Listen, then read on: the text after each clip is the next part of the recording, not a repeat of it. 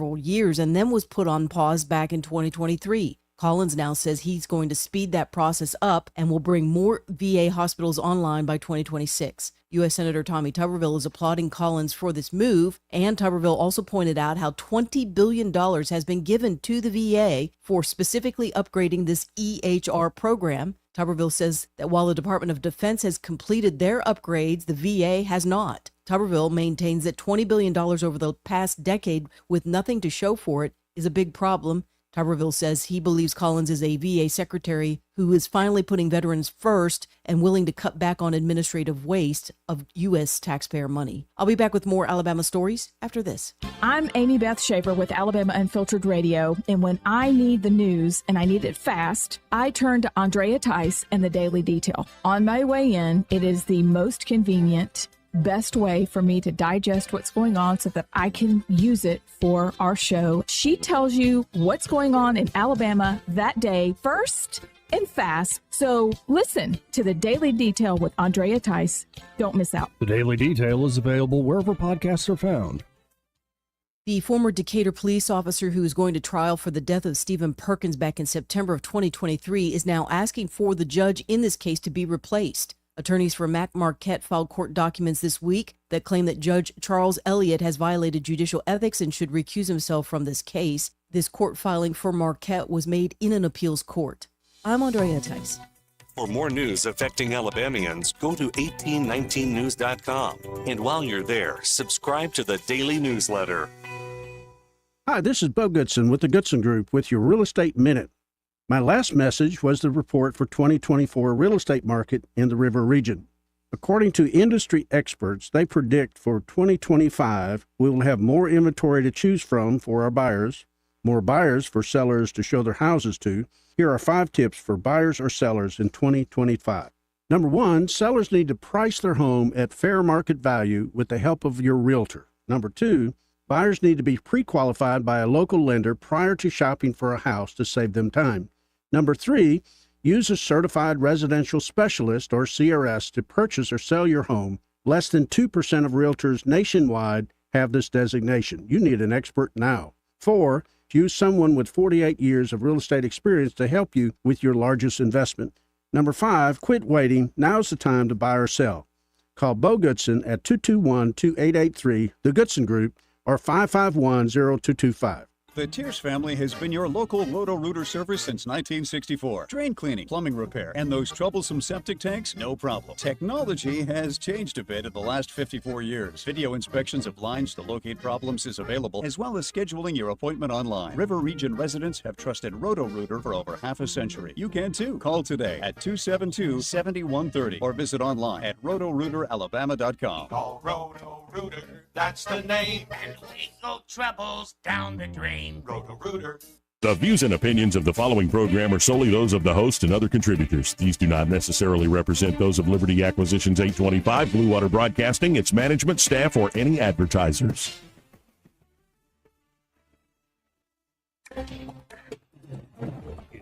For Montgomery's conversational radio show, it's News and Views on News Talk 93.1 FM. To join the conversation, call 272-9228.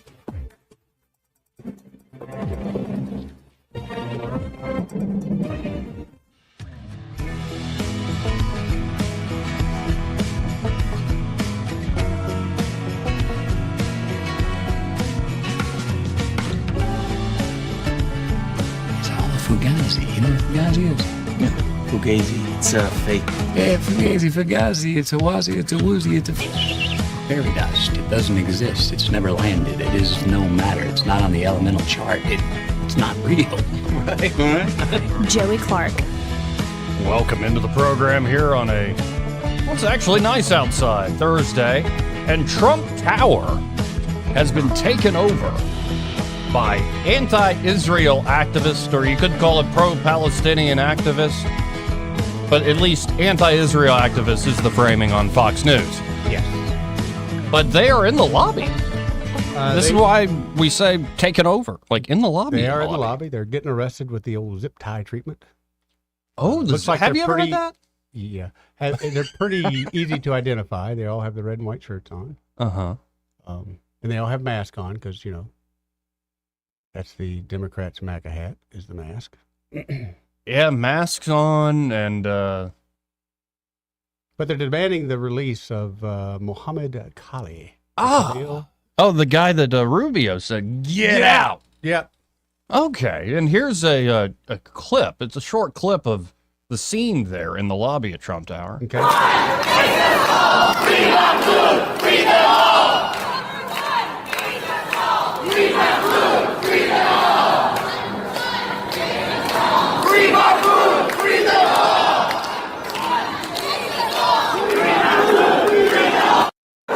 Free Mahmoud, free them all.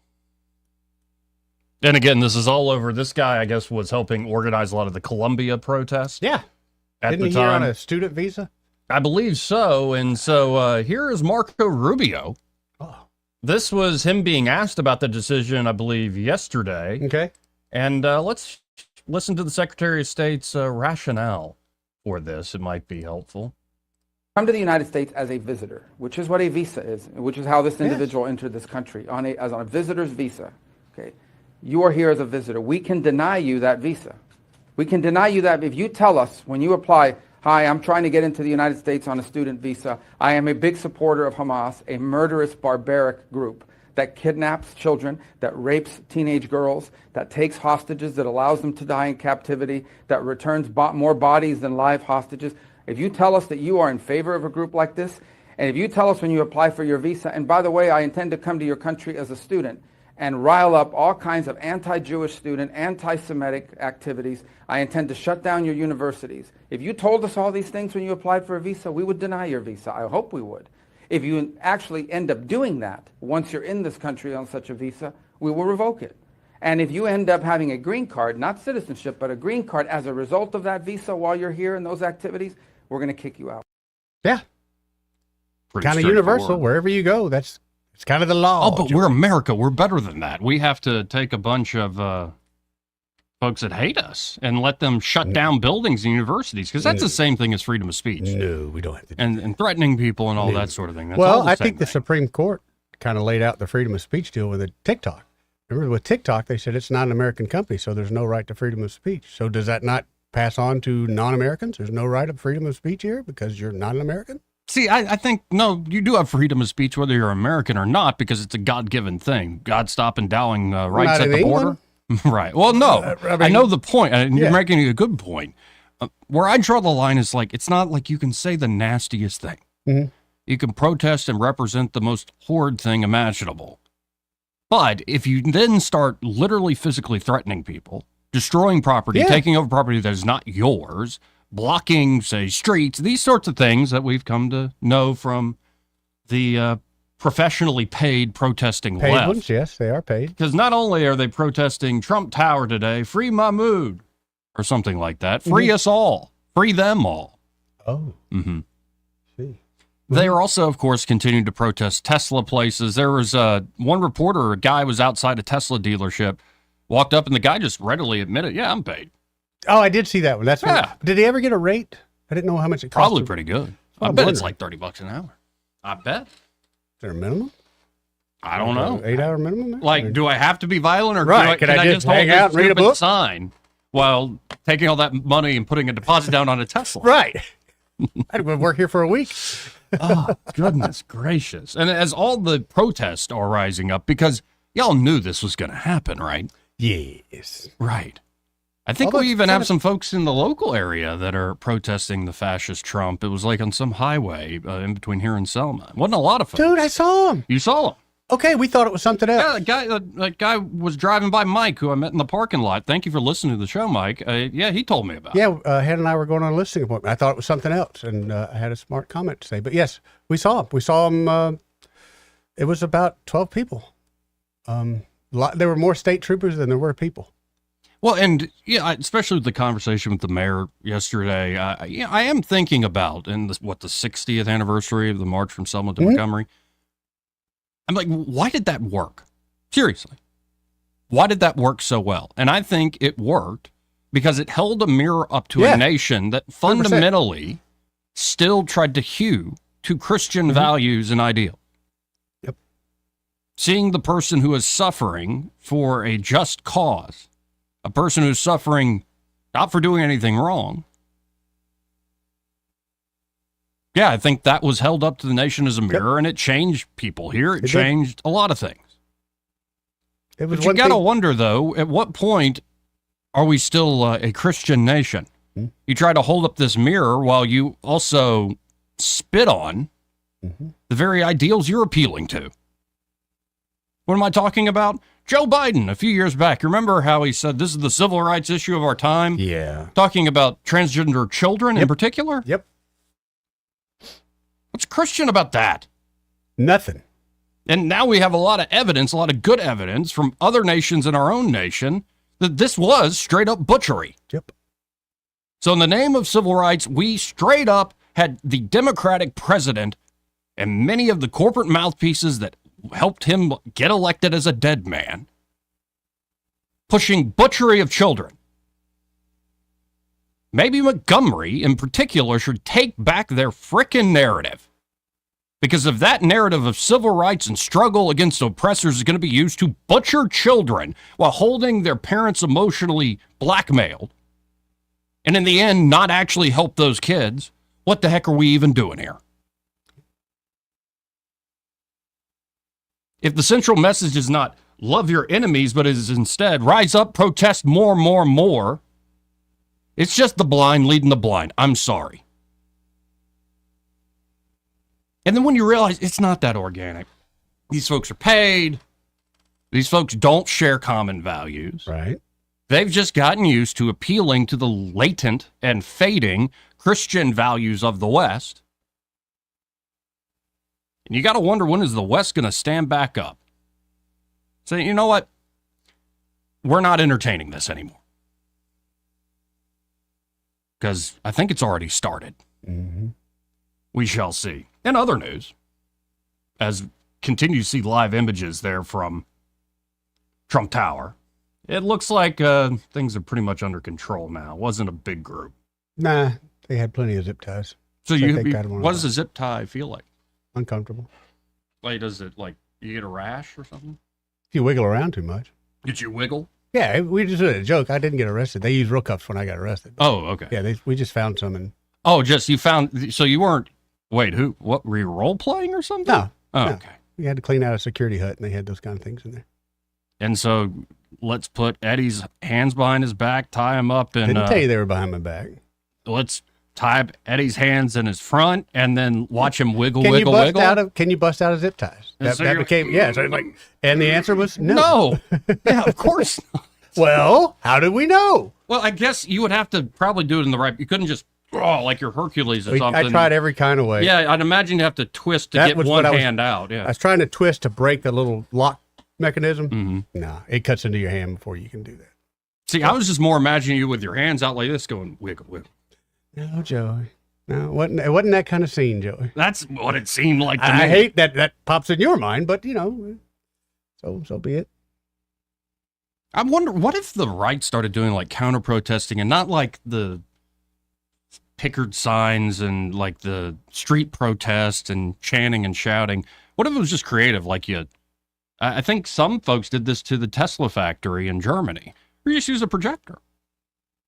Yeah, like you're not painting anything. You're just projecting an image for a time, and then you take a picture of it, and it's on the internet forever. That's not the worst idea, because damage at that point is kind of minimal, so your jail time and things would be minimal. Better than pouring like the quart of oil. What if it got like really absurd? Like everybody got a Trump mask and just started on wiggle, wiggle, wiggle down the street. What's your it just turned everybody wiggling here? Well, no, turn it into a YMCA. We're going to march in Trump masks to YMCA. The problem is these people have normal jobs, so like we'd have to pay a bunch of folks for that. Yeah, or do it on a holiday, which who really wants to get out on a holiday? Right. I'm fixated on the word wiggle because you said it first. I see. 272-9228. But in other news, it looks like the Democrats are going to shut it down. Chuck Schumer's going to shut it down. The Republicans didn't work with us, so we can't be rewarding that. Yeah. Mm-hmm. Nothing surprising, I guess. I mean, we shall see. I think the CR is crap. I honestly woke up in a mood of like, you all are full of crap. Did you not get no sleep? No, I have fine sleep. But it's more like, why is it taking so long? What is the deal with Republicans in Congress? Well, remember last time. No, it's just back to the same old BS that's bad for you. It's back to everybody's frickin' lying. The White House is having a field day pointing out the hypocrisy of Democrats and all this stuff. All the times they said how awful shutdowns were. And I'm like, yeah, and then they've got footage of you saying, no, the shutdown's a good thing. Everybody's lying. Everybody's a hypocrite. Yep. And yet the status quo that is bankrupting the nation and driving people further apart and letting institutions crumble, well, that just continues apace. It's absurd. Yeah, but we got the Epstein. Never mind. Never mind. Yeah, we didn't get that yet. No. Well, yeah, and people are going to be like, wait, so MLK assassination? CIA? JFK assassination? CIA? Right. Mafia? Okay. They've lost a big chance to gain any kind of respect back and trust. And who was Thomas Matthew Crook's accomplice? Sure would like to know. If it turns out it's like the Hamburger Lure, I'm going to be very upset. Mayor McCheese. It's a cartoon that tried to kill the president? No, it's seriously looking at the Congress right now. I'm like, what is taking so long? I know Trump's pushing the CR2, but it's like, speed is of the essence here. Well, that's what's killing the Democrats. It's going so fast. So the only thing they can do is try to put up this speed bump roadblock. But here is Chuck Schumer announcing the news yesterday. Mr. President, the Democratic leader. Funding the government should be a bipartisan effort, but Republicans chose a partisan path, drafting their continuing resolution without any input from congressional Democrats. Because of that, Republicans do not have the votes in the Senate to invoke cloture on the House CR. Our caucus is unified on a clean April 11th CR that will keep the government open and give Congress time to negotiate bipartisan legislation that can pass. We should, Mr. And here we are. We'll see what happens next. Who wants to own this? The White House seems untroubled by this, saying that, they're taunting Schumer over the shutdown. Democrats are totally screwed. They're going to swallow it, says one Republican White House staffer. They're totally screwed. They're going to swallow it. So essentially, the Democrats we're going to shut it down. And they're like, okay, make my day. Which I don't mind the Dirty Harry approach at all to this. And I partly wonder, does a shutdown maybe benefit the efforts of Doge, or let's call it the less famous OMB? Because in a shutdown... Nobody's there to stop me. Well, no, in a shutdown, the president has discretion on what to define as essential. As essential. And in past shutdowns, different presidents, different times have defined essential in different ways. That's very true, Joe. They have the discretion, again, to define essential. What if they, under Trump's OMB, very narrowly defined essential, in fact, to meet the recommendations of Doge? They just don't come back? Yeah, it'd be interesting. We'll see. I don't think the shutdown's necessary, though we've got a clip of Rand Paul. Do we not have the votes to prevent it? Nope, you need 60. Oh, wow. In the Senate. We got anybody called Fetterman? 53. See if he can bring some weight. Sorry, John's in the middle of his morning wake-up call. He bellows at the sun before his brain starts functioning. Fire in the sky! Fire in the... Somebody get Senator Brett over here to calm this guy down. Thought he was your boy. Fire in the sky. Let's go to Simpler Days. Hey, Simpler Days, how you doing? Hey, I'm pretty good. You know, it's going to give the Congress time to negotiate with their girlfriends / sex workers and boyfriends to find another place to stay if they do shut down. I like it. Yeah, I just don't see them giving up their expensive whiskey, their $500 meals, their manicures, none of that stuff. I just don't see them giving it up, but I may be wrong. Well, I appreciate you mentioning all their girlfriends because we're keeping the zip tie thing going, that theme. I do wonder, though, also sex worker, that seems so undignified. Can't we bring back the word harlot? That seems better. Or strumpet. How about that? I like that one too. Strumpet. That's a good one. But it will also give Doge the time to order new locks, change locks on doors. Yep. Or put chains across the doors and not let them back in. So, it could be a good thing. I listened to the show yesterday and I heard the mayor. Mm-hmm. And what a hypocrite. He's talking about transparency. He doesn't want to give 1819 News information about his travel, but he wants total transparency from the school board. Oh, yeah. Oh, yeah, man. Exactly. And, he said it's going to be it's going to be catastrophic. It's going to be the worst thing if they don't let the I Am Somebody crowd in on who's going to be, the leader of the pack. But, now he's threatening the gas tax because we don't have any money because Trump's pulling the federal money out. But we had plenty of money, but he elected to give amnesty to millions of dollars of tax revenue to unpaid fines out of the city coffers with the swoop of his pen. And we're now down to right about 200 police officers, and we're losing them every day. Let me ask you what I asked him. Do you think the whole BLM movement contributes to that recruiting problem to this day? I think it played a part in it, mm-hmm. But what played a major part in it was his announcement on radio airways in Montgomery that he wanted to do away with immunity for police officers. Yep. He announced that on the airways. And when you don't back up officers and when you send the message that we're not going to defund, but we're going to de-police, he's gotten exactly what he wanted. And if he didn't have but 10 officers on the street, 10 social justice warriors, he would be happy. And that's the reality of it. And the reputation of Montgomery, I can tell you, I attend national and state FOP conferences. And the reputation of Montgomery, of going to work there, is in the bottom of the well. And all the money in China is not going to get that back.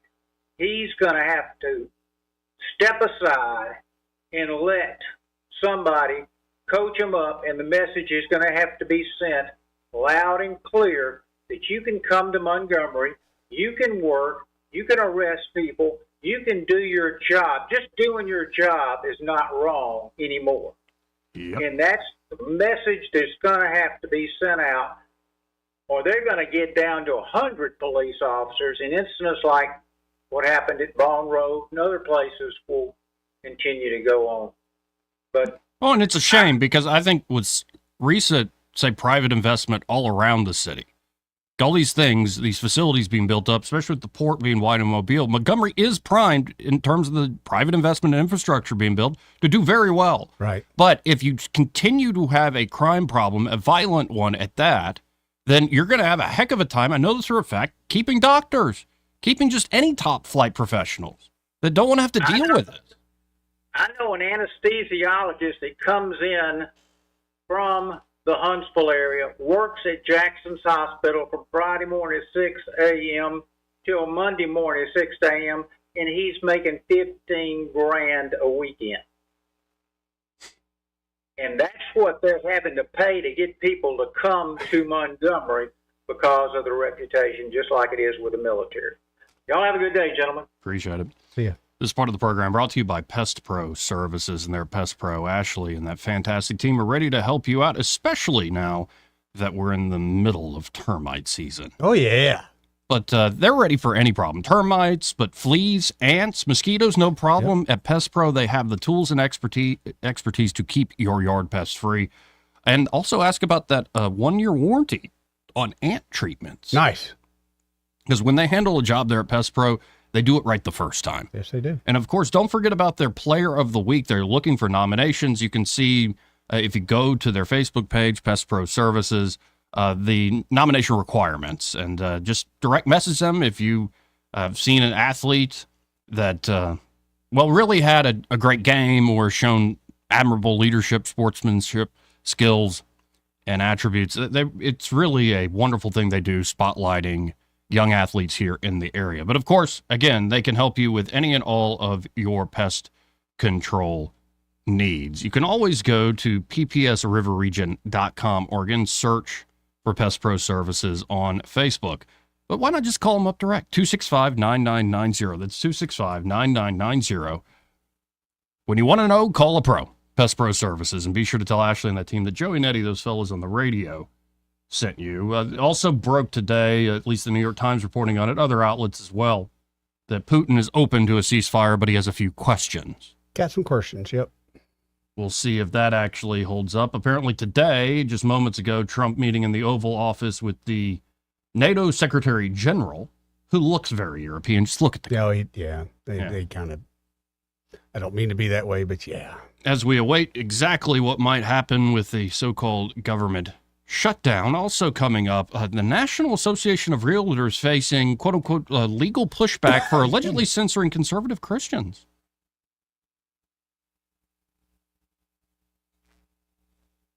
Just letting that simmer for Eddie there for a second. Also, in Oregon, at a mental health advisory board, it includes a member who identifies as a turtle. Is it only one? Because I thought I read there were multiple. Do they come in packs? Like there were more than one, yeah, that identified as a turtle. Which I just, yeah. Let's go to Soldier Boy. Hey, Soldier Boy, how you doing? Good afternoon, gentlemen. Thank you for taking my call. Hey, Soldier Boy. I loved your last. I liked Simpler Times. Simpler Days. Everything he said. Yes. Simpler Days, Mike. Okay, he won't kill me for that. Nah. But no, everything he stated was right on key, 100%. And I don't agree with people 100% on anything, but that today was 100%. Second thing is yesterday, Joey. I just wanted to let you know yesterday. Your personal score with me when you did the interview with the mayor went from 65 to 92. Well, that's great. I thought he did well too, Joey. Appreciate it. And I just want to let you know I went to the post office this morning, waited in line, and I mailed back your man card. Wait, are you the one that took my testicles? That's weird, man. No, it was just the card, wasn't it? I thought these were. Hold on, let me check. Oh, they're still there. Thank God. I was worried there for a second. It felt light this morning putting my pants on. Well, you know how the mail service sometimes get from one side of town to the other town. And I send things from across the. Takes them 2 days. Yeah, and they're scanning it, and it's like, hey, I think that's some guy's balls. Yes. And I asked the lady at the post office. I said, it takes 2 days to get from East Montgomery to North Montgomery. That's crazy. She goes, that's what she said. She said, that's crazy. I said, ma'am, I could walk faster than that. Yep. And you could, Eddie. Oh, I A agree. couple pounds and deliver it yourself. Well, why just getting a damn car? It's cheaper. We can deliver. Do I need to give the letter to Domino's, or Uber Eats or something? Yeah. Get it faster. Well, check your mail today, Joey. Your man card should be in an envelope. Well, thank you. I appreciate the credential. And I noticed one thing about the mayor yesterday. The caller before him, was that Cranky? Yeah. Okay. Now I know why I call him Cranky. But But everybody has their right, and I'm a firm believer in your First Amendment rights.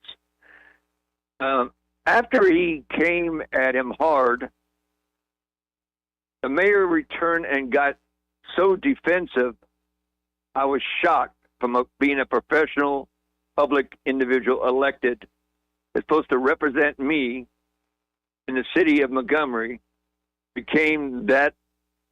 I would have been embarrassed if I was from Vanderbilt, because the bottom line is, like my dad used to say, sometimes, Joey, people say things to you. You don't have to react to it automatically. You can just nod your head and shake it and just absorb it and say, you know what? That's his opinion. I'm going to let him keep going. You know what I'm saying? Yeah, I have gotten to know him, and I think he's just going to give back whatever you give him. Match the energy. And honestly, I think the folks who voted for him in the majority in the city like it when he gives it back. Well, maybe that's why the city is in the shape it is. Okay? Be a little tolerant. Work together. He has no intentions of that. I mean, that's the first thing I said. I said, man, I have a temper a little bit sometimes too. But when you get so defensive, you didn't even get the man to finish a sentence, and you're already on the warpath already. You got guns at the front door of the fort and the post, and ready to fire, and you're firing back. And they're like, man, that's you know what? I hate to say that, Joey. It shows your true colors. It shows more than just being polite and dignified. It also shows you as a person, how you handle things, how you do things, how you treat people. You just don't do that. I mean, I've had people come at me strong all the time sometimes, and I don't come back strong at all at them. I mean, I don't know what this is, but who was that? Who was it? Maxine Waters. If they bring a knife, you bring a what? I guess a gun. Isn't that the Untouchables? No, that was Maxine Waters. She said, if they bring this, we're going to bring that. And I was like, how about you not bring crap and just suck it up, and let it say to yourself, that's that person's First Amendment rights. Let him or her exercise that. And I do that all the time. Being 26 years protecting that Constitution, sure. That's the first thing. I always give everybody the right to say whatever they want. But I don't have, I can, disagree with them, but I don't have to personally attack them in this type of format. And I was really shocked. Cranky came on strong. Got to admit it. Well, it's going to be a regular thing. It'll be the second Wednesday at 1:00 every month. And we'll also have, next Wednesday we'll have Szymanski, a slightly different conversation. Let me ask you a question. Was his personal assistant in there with you? No. I mean, when I met him at the door, he had two security folks with him. Mm-hmm. I love messing with, by the way. Oh, yeah, those guys are great. Not one. Wait a minute. Two or one? Two. I don't know if they're both security, but they both looked it. And those guys are awesome. Yeah, those guys are good guys. Yeah. I mean, I like to know where the threat is. I like to have those two officers, which makes up probably, 3% of our police force, on the streets and doing their job. And I remember Emery Farmer. What did he used to do, Eddie? No, he was the police. He carried his own gun. Yep, he was the police. He carried his own weapon. He said he didn't need no personal guard. He's an ex-Marine, and he can handle the situation himself. So you would like Stephen Reed better if he said, I love the smell of napalm in the morning? If he said, I'm packing, y'all come on. It's a different time. It's just a different time. I love Palmer too, but I don't want a mayor packing. I don't. Here's the Emery Farmer, for example, okay? Emery Farmer, they had actual, credible, documented threats against his wife. Of course. He's like me. He's like, yeah, come on, let's fight. But I don't want someone in leadership doing that. What did he do? How did he handle it?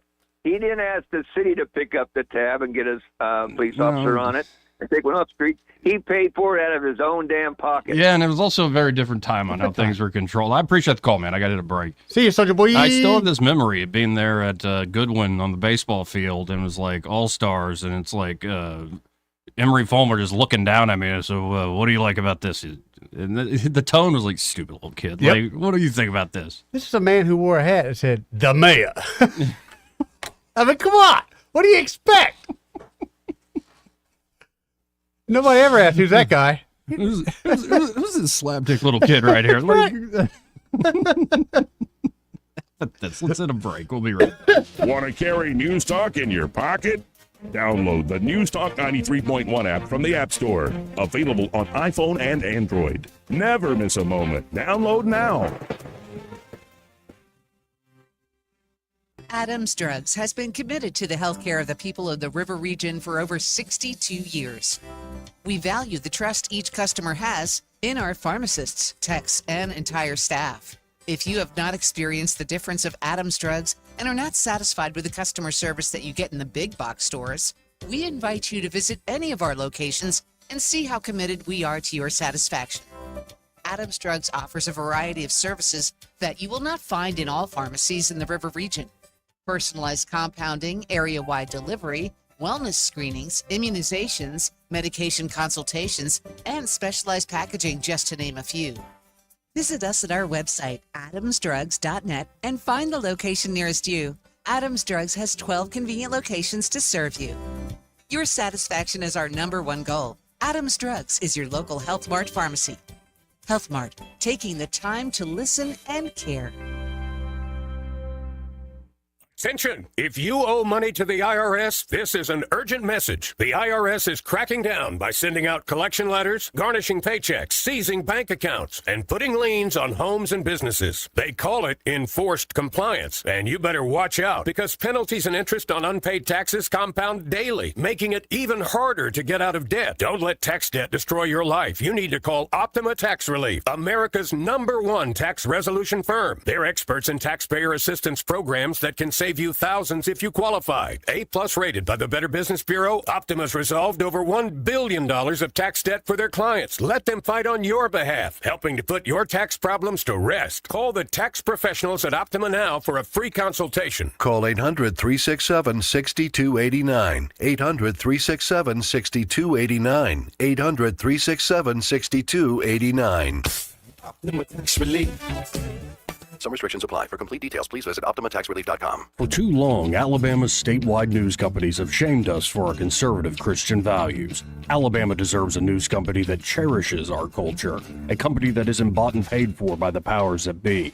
1819 News is that company. Run by Alabamians for Alabamians, 1819 News celebrates what is good and beautiful about our state while exposing those who work against our values in secret. Just go to 1819news.com to learn more. Subscribe to our newsletter. That's 1819news.com.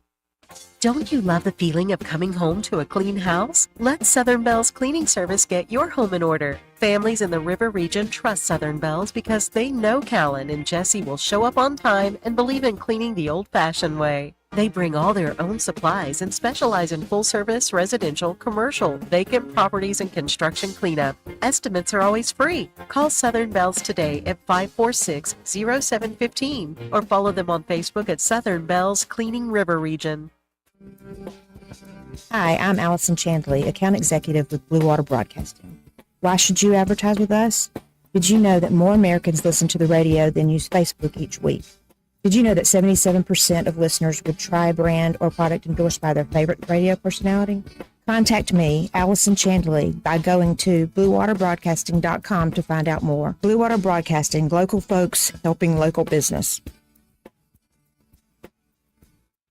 Rich Thomas Weather is brought to you by MPM Feed and Seed. It's time to get those gardens ready. From seeds to plants to fertilizer, MPM has what you need. Shop MPM Feed and Seed in Prattville, 1313 Highway 31 North. Open Monday through Friday, 8 to 5, Saturdays, 8 to 1. Well, hi, everybody. Radar is going to be busy today with the first of two storm systems. Showers and thunderstorms become likely. Some storms strong, possibly severe. High today in the mid-70s, low tonight down to about 57. Friday, a brief break between storm systems. We have a sun and cloud mix and a high in the lower 80s. There could be some storms in the overnight hours Friday night, possibly strong. But we're watching Saturday, and showers and storms become likely again and continues into Saturday night and through the overnight hours. Some of the storms will likely be severe with damaging wind gusts and the threat of tornadoes. It is a significant severe weather threat, and we're watching it closely. From the Blue Water Weather Center, this is Rich Thomas. The River Region's first and only news talk station on FM. Live, local talk. News Talk 93.1 FM WACV.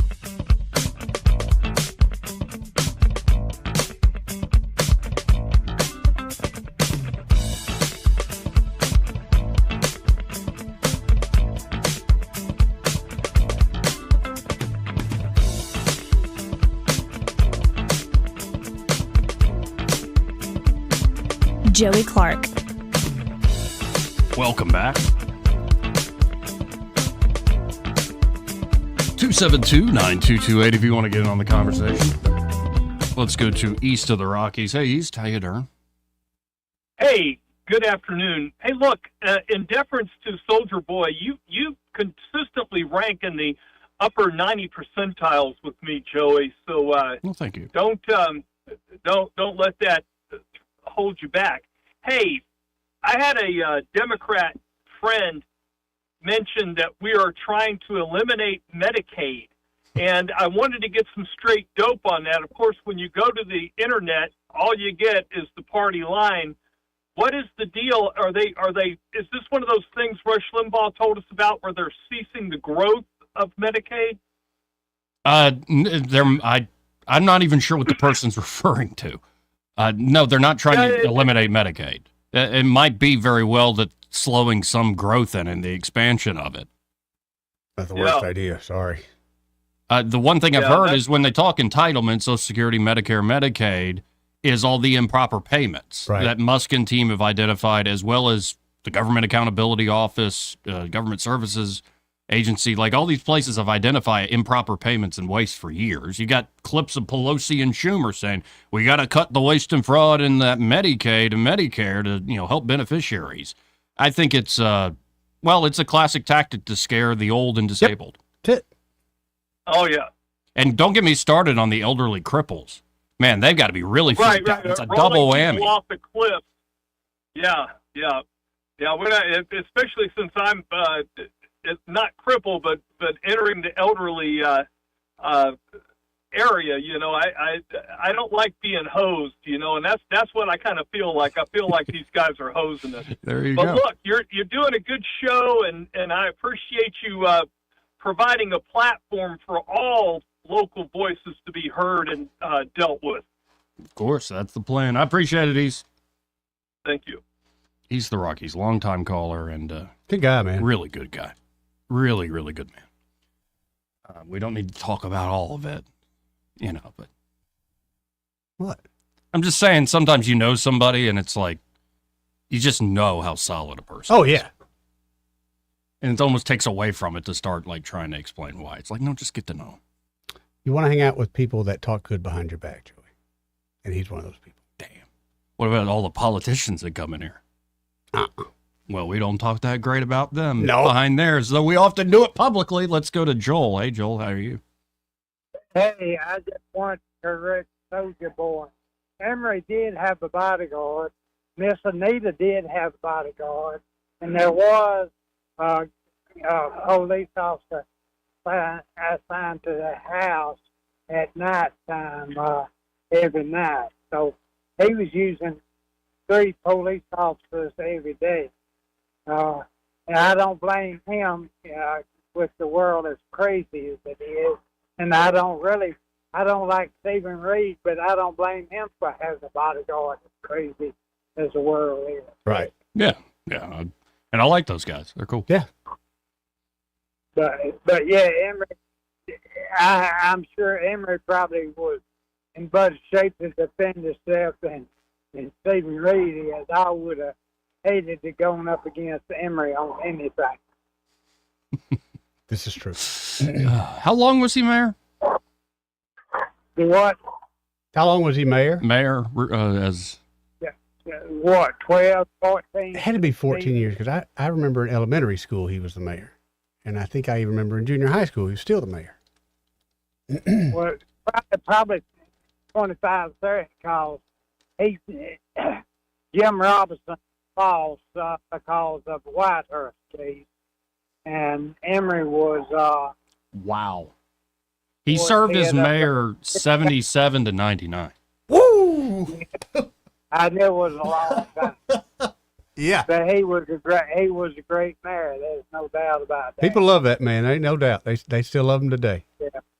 Okay. Well, y'all take care. You too, Joel. Thanks, man.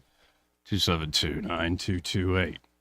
That's 334-272-9228. And I just say, like, all y'all that don't like Stephen Reed, do you really want Stephen Reed to be Emory Fulmer, but with Stephen Reed's perspective and I think, like, y'all, you don't know what you're asking for. He'd think he was giving it to you yesterday on air. I learned with Hyundai, you don't know the devil. You be happy with the devil you got, because the new devil they're sending is never any better. Also, at the end of the day, people get all worked up, especially the national politics. When I go down to these city council meetings, even if it's a tense moment, and everybody's upset about the shootings and all that stuff that went on, when you actually get in the room, God love most of the people in this city. Truly, God love them. Most of them are fine, good people that you'd sit to dinner with. They all share a laugh, have similar senses of humor. In fact, I think us being in Montgomery, Alabama creates a more commonality than anything else we might appeal to in terms of our identity. There's a lot more we have in common. It's just frustrating that it's the nature of the political world. Yeah, it's people too, man. It's people. Well, I saw a clip. It was Adam Carolla being interviewed, and he was asked straight up, what about Jimmy Kimmel, how crazy he's gotten? He's like, well, me and Jimmy are friends, and he says a lot of stuff I don't agree with. I say a lot of stuff he doesn't agree with, and we're just friends. We don't talk about that. And when the fires happened in Malibu, he was the first guy to call me and say, do you need a place to stay? Well, that's good. So it's like... That's really good. I think sometimes we have it too good. I'm being serious. I think sometimes... Why does, for instance, World War II was the last time this nation is so together? Or you could say like 9/12. Like the amount of patriotism that came out. When stuff hits the fan, a lot of the stuff we get belly aching about and bickering amongst ourselves kind of goes on the back burner. That was one of the things that I've always discovered, especially here in the South. You know, living everywhere we lived, I always heard the terrible things about the South. And I never understood it because I grew up here. And I know, like you say, politics and what people say behind closed doors is one thing. But I know when the crap would hit the fan, we all came together. Yes. Every single time. Color didn't matter. Religion didn't matter. It was the fact that your neighbor needed your help. Yep. So I know that's what's in people's heart. And I hate that as a country we are so divided now. But that being said, I do know in my heart of hearts, God forbid, but if something were to happen tomorrow, all this would be forgotten immediately. Hey, this part of the program brought to you by Montgomery Men's Health. And there at Montgomery Men's Health, well, they gave me back my man card years ago. They can give you back yours. Especially if you're feeling run down, tired all the live long day. Right.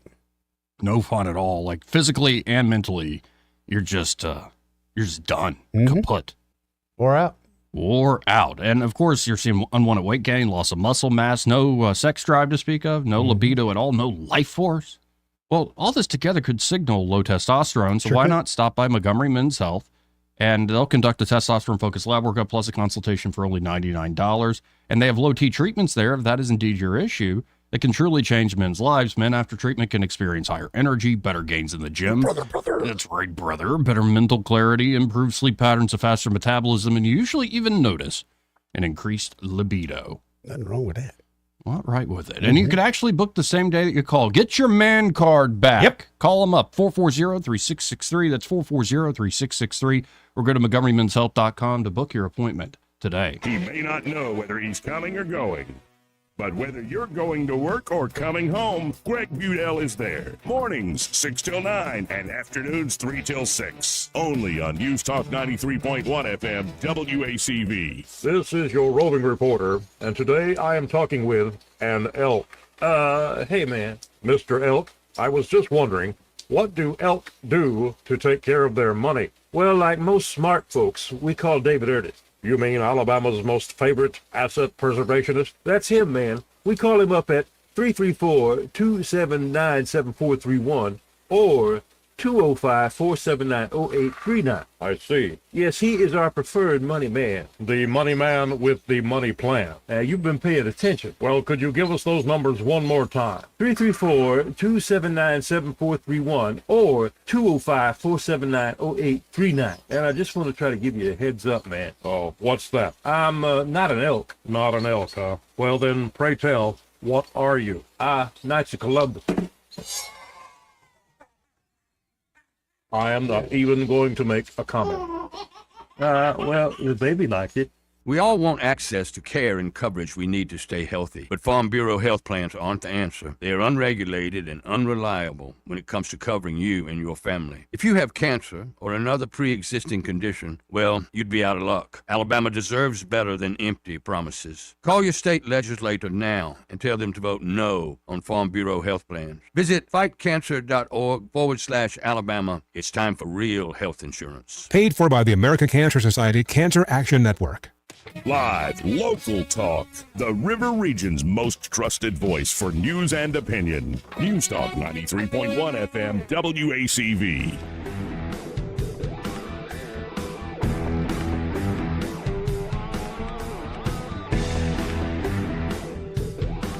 Joey Clark. Welcome back. So has all the protesting died down at Trump Tower? I think it has. I think all the carrying has carried out on it, yeah. All the carrying is carried out? Yeah. Yeah. Does he even own Trump Tower anymore? Didn't we? I think the family owns it. So kind of. You know what I mean? Yeah, but do you think, honestly, when he woke up this morning, he's like, oh, no, they're protesting down at the old Trump Tower? He might be a little annoyed, like, why did they even get in the building? But, no, it's probably not the biggest deal. I haven't seen any big response from it yet. Yeah. Maybe they asked at this press conference with the Secretary General of the of NATO. I did see him with the Irish guy yesterday, and he asked him about Rosie O'Donnell. Oh my God! And we have an old school clip of him talking about Rosie O'Donnell from Entertainment Tonight. Yeah. Oh, have you seen that in a while? I haven't seen it in a while, but one of the comments yesterday was that Ireland is putting 125% tariff on anything brought in from the U.S. until Rosie leaves. Well, and you saw the European Union put like tariffs on whiskey and stuff in reaction to the steel and aluminum tariffs. Trump just put out this missive today. Okay. The European Union, one of the most hostile and abusive taxing and tariffing authorities in the world, which was formed for the sole purpose of taking advantage of the United States, has just put a nasty 50% tariff on whiskey. And he spelled whiskey without the E.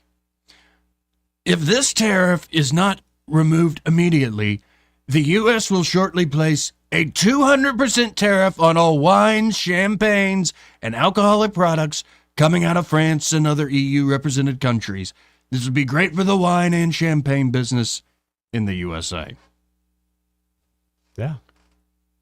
I don't think he's playing. I don't think he is either. And I love it every day when people speak up and then quickly get squashed down like whack-a-mole.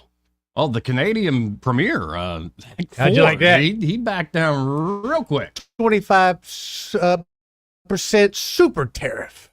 But because you brought it up, Eddie, I kind of want to go down memory lane. This is our president before he was president, and this is about him, and kind of takes you back to the Rosie O'Donnell feud. Rosie O'Donnell's disgusting. I mean, both inside and out. You take a look at her; she's a slob. She talks like a truck driver. Rosie attacked me personally because I was very happy when her talk show failed. The other thing that failed, and this was a real monster, and everybody was suing her, was her magazine. Her magazine called Rosie was a total disaster. So I loved it. I gloat over it. I think it's wonderful because I like to see bad people fail. Rosie failed. I'm happy about it. She's basically a disaster. Well, she called me a snake oil salesman. And, you know, coming from Rosie, that's pretty low because when you look at her and when you see the mind is weak. I don't see it. I don't get it. I never understood. How does she even get on television? I believe Barbara made a terrible mistake putting her on, and I think Barbara's probably paying a big price. If I were running The View, I'd fire Rosie. I mean, I'd look her right in that fat, ugly face of hers. I'd say, Rosie, you're fired. We're all a little chubby, but Rosie's just worse than most of us. But it's not the chubbiness. Rosie. Man. I love that line. We're all a little chubby, but Rosie's the chubbiest. And it's not about the chubby. She's a very unattractive person, both inside and out. Rosie's a person that's very lucky to have her girlfriend. And she better be careful or I'll send one of my friends over to pick up her girlfriend. Why would she stay with Rosie if she had another choice? She's trying to use ABC and The View to get even with me. But with me, we fight back. I'll probably sue Rosie because she doesn't tell the facts. As an example. I'll probably sue her. Before that, he just said, I'll send one of my people to steal your girlfriend. Yeah. And he can do that, Joey.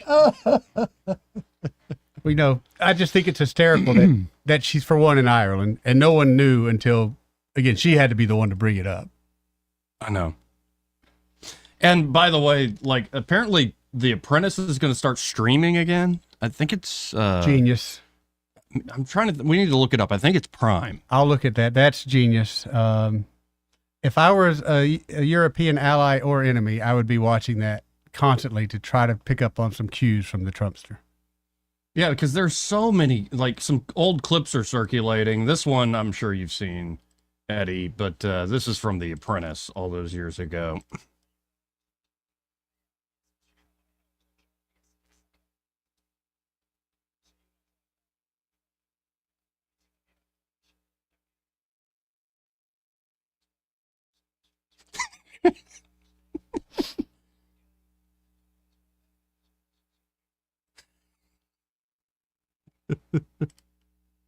As funny as that is, I'm glad I wasn't in that room. Some people have spaghetti. Apparently, you can stream it now on something called Freevee. Freevee.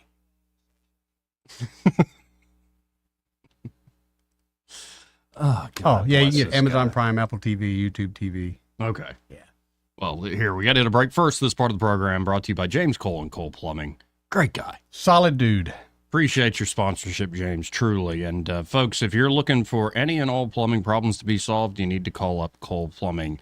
Today could be something simple like a clogged, say, drain. Yeah. Could be low water pressure. Could be a little more complicated, like a huge leak in your house that you need fixed quickly. Maybe Right. it's a water leak, or it could be like a gas line leak. Could be.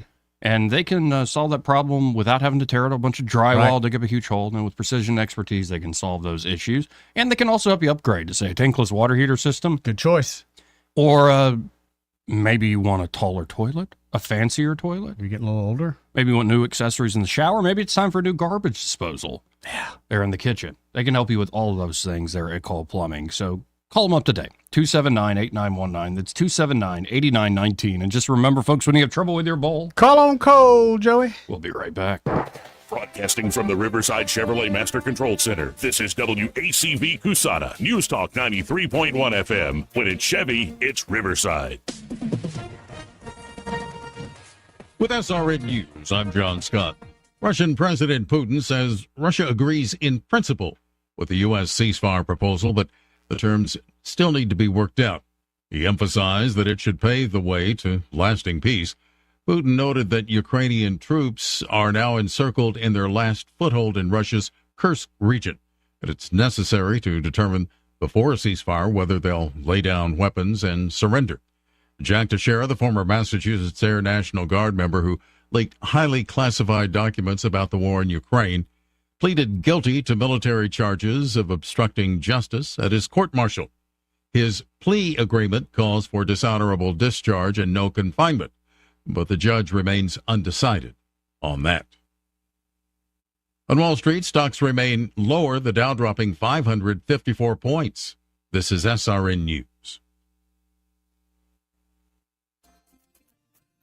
Don't settle for less. Your dog deserves the best. That's why we created Dr. Fido's, a plant-based dog food topper packed with 40 ingredients made with whole foods from carrots to bananas. And the best part? No cooking, no chopping, just stir it into their food. Go to drfidos.com and subscribe today and save $20 a month. Vet developed, dog trusted. This is the human-grade dog food topper that gives you peace of mind. Dogs can't write 5-star reviews, but their owners have. I've always thought that dog food seems like a little bland, and so this helps give it a little bit of flavor, just something interesting for them, and yeah, they really love it. So yeah, I would definitely recommend it. Go to drfidos.com and subscribe to save $20 each month. That's drphytos.com.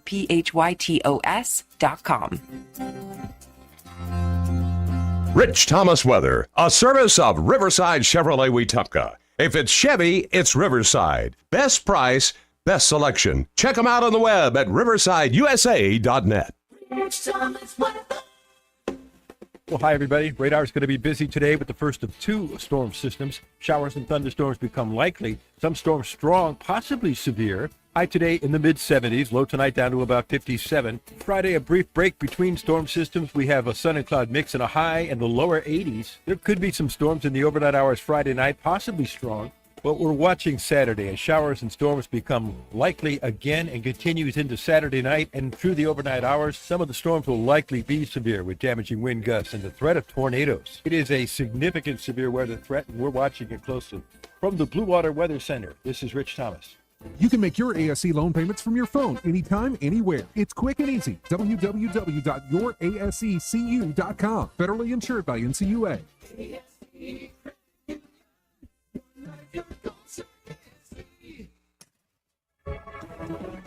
From the Blue Water Broadcasting News Center, here's today's top stories.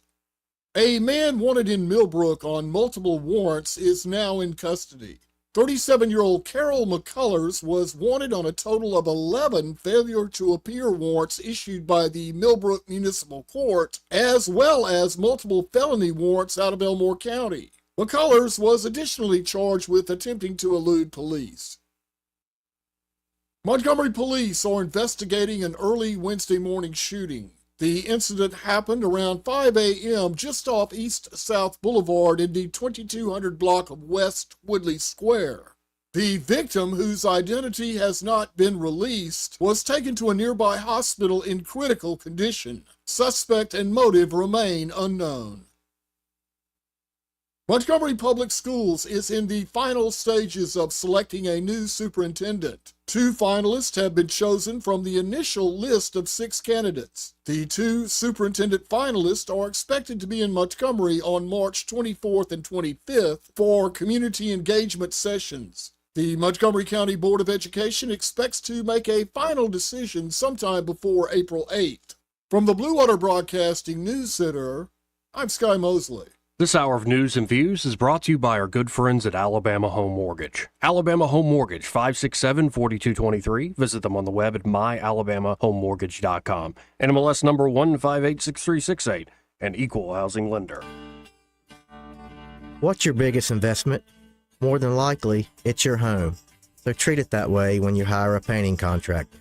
With PBS Painting, there are no gimmicks, no $99 specials. Just quality painting and someone who treats your home with the same respect that you do. At PBS Painting, we have been painting for years and look forward to many more years to come. With PBS Painting, the job gets prepped properly, whether it's cleaning, scraping, or priming. We always use quality products, which is a must for a quality paint job. So if you're looking for a painter that doesn't need upfront money and is on the job at all times, then please give me a call. Scott Bowers and PBS Painting, 294-5122. That's PBS Painting, 294-5122. Look at some of our work on Facebook at PBS Painting Montgomery. The views and opinions of the following program are solely those of the host and other contributors. These do not necessarily represent those of Liberty Acquisitions 825, Blue Water Broadcasting, its management, staff, or any advertisers.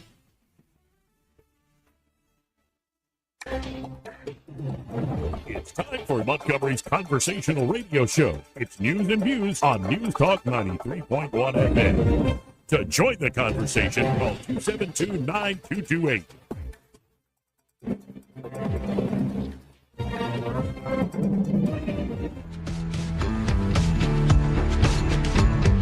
After damning politicians uphill and down dale for many years, rogues, vagabonds, frauds, and scoundrels, I sometimes suspected, like everyone else, I often expect too much of them. That's how you conduct yourself in a democracy? I'm a better looking person than Kamala. Joey Clark.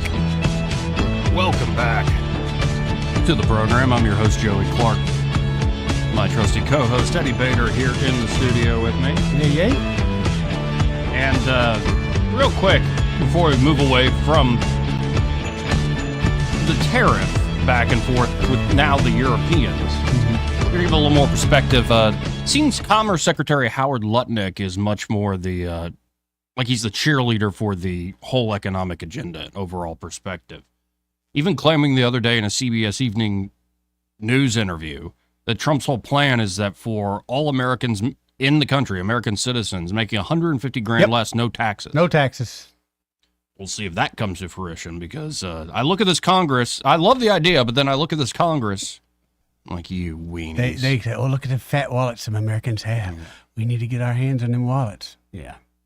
But I like that's the first time I've heard a politician actually say something that makes me feel hopeful that maybe one day I'll be able to keep a little bit more of my money. But here's Lutnick on the whole EU tariff thing back and forth. The president has made it crystal clear that he finds this tit for tat really abusive and aggravating, right? His objective is steel and aluminum tariffs. Let him build his steel and aluminum business in America, because that's important. And then, they say, okay, we're going to tax whiskey. And look, I find all this back and forth really off the topic. The key topic is rebalancing American trade. We're going to spend lots of time together, but the president was totally annoyed that the Europeans did this. And so you're going to hear back from someone who emotionally cares about America. He cares about America, and he wants to take care of Americans. So there you go. That's at least the message coming out of the White House. 272-9228. Let's go to Aubrey. Hey, Aubrey, how you doing today? Good. How are you guys doing? Pretty good. All right. So I got into an argument with my favorite cousin the other day. He's conservative and I'm progressive, but we were the mischievous cousins growing up that were always getting in trouble and so I love him best.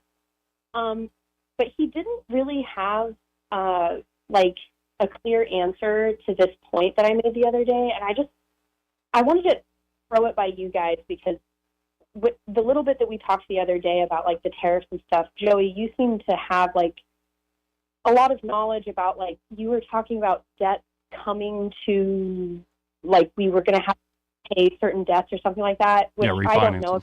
Yeah. Okay, yeah. So I don't really know about that. But I just wanted to run this by you and see what you guys thought. So did you see the video that came out, I think last week, from inside the cabinet meeting where Musk was speaking to Trump and Rubio and all the other, heads at that mahogany oval table? He said something that really stood out to me, and I feel like it kind of gave away the game with Doge that I'm not hearing a lot of Republicans talk about. And he said, quote, "We have to cut $4 billion a day, every day, now through September." And so my question is, if Doge is just stumbling upon waste, fraud, and abuse, how is it that Musk knows he's going to find $4 billion of it every day for the next 6 months? The $4 billion is a day is an estimate to how you get to $1 trillion in cuts.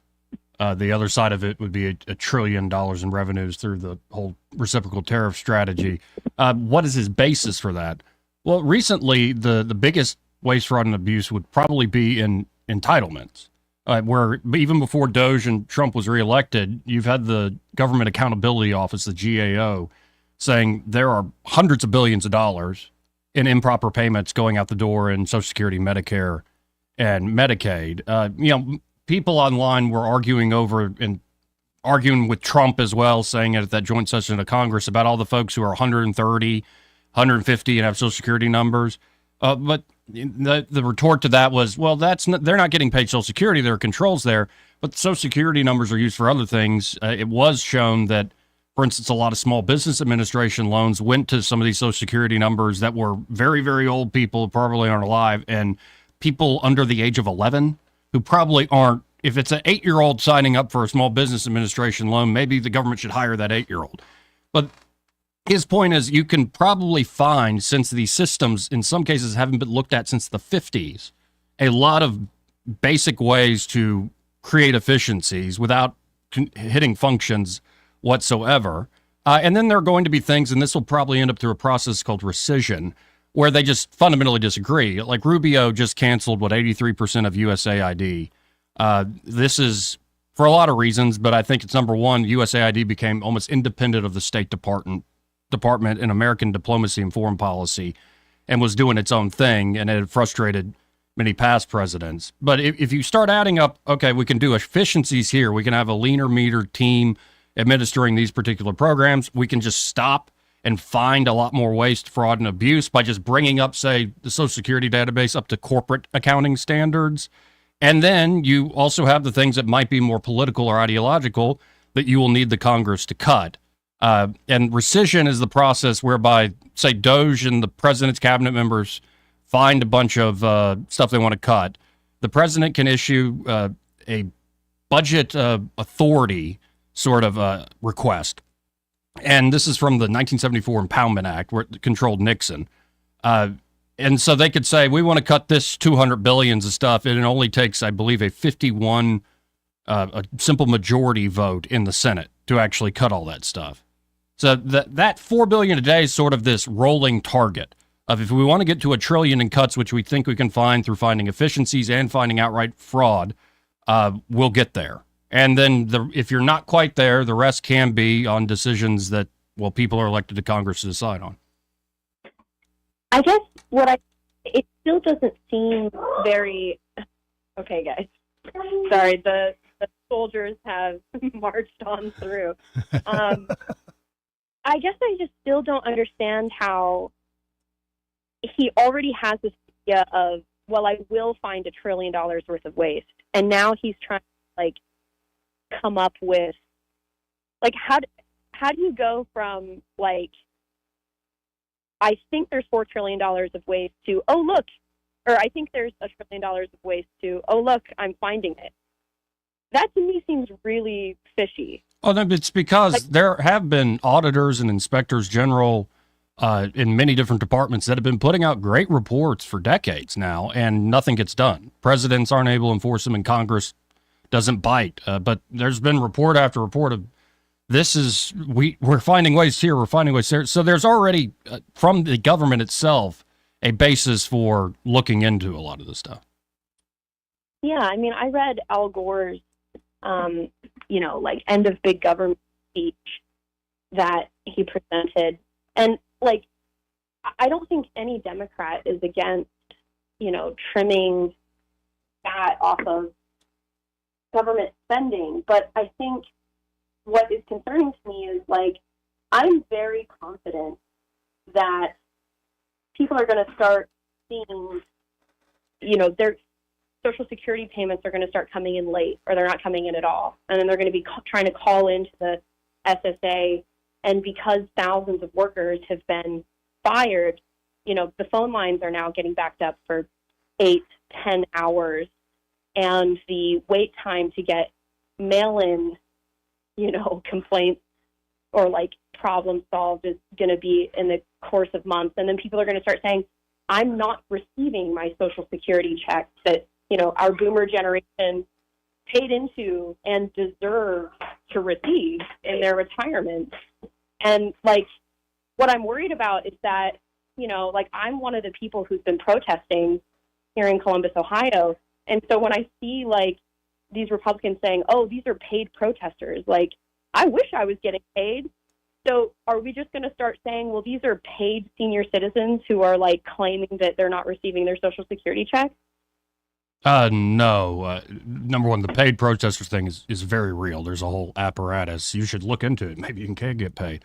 That there are a lot of these NGOs. This is why I think there was a lot of screaming over looking into USAID and how it was funneling money all throughout this country, not just abroad. No, I think what's been made clear over and over again is beneficiaries currently receiving or right on the cusp should not ever have their benefits touched.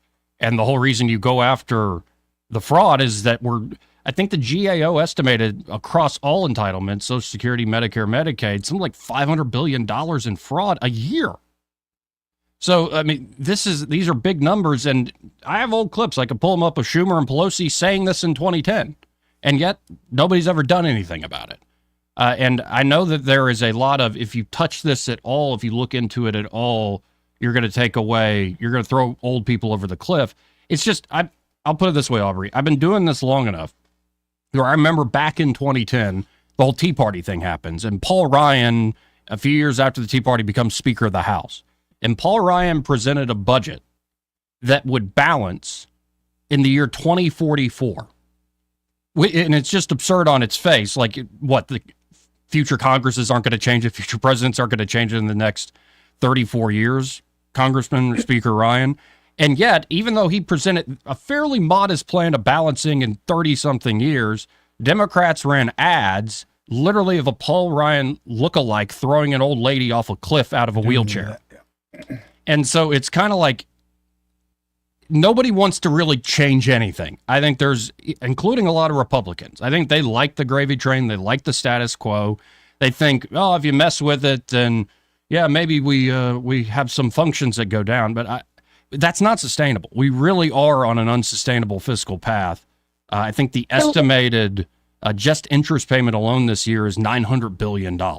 Just the interest payment on the debt. So I guess the thing that like you heard Musk say on Rogan's podcast that Social Security is a giant Ponzi scheme. Mm-hmm. So what I'm trying to reckon here is, like, if we're silencing the people who are genuinely protesting by saying, well, all of those thousands of Americans that are exercising their First Amendment rights and protesting, they're just paid protesters, they're not legitimate. It makes sense to then start saying the same thing about, the people who are going to be saying, hey, my benefits are getting cut. And then the same people who are cutting these benefits are saying in private, oh, like, it's a scam anyways. We shouldn't have Social Security. That's effectively what Musk is saying.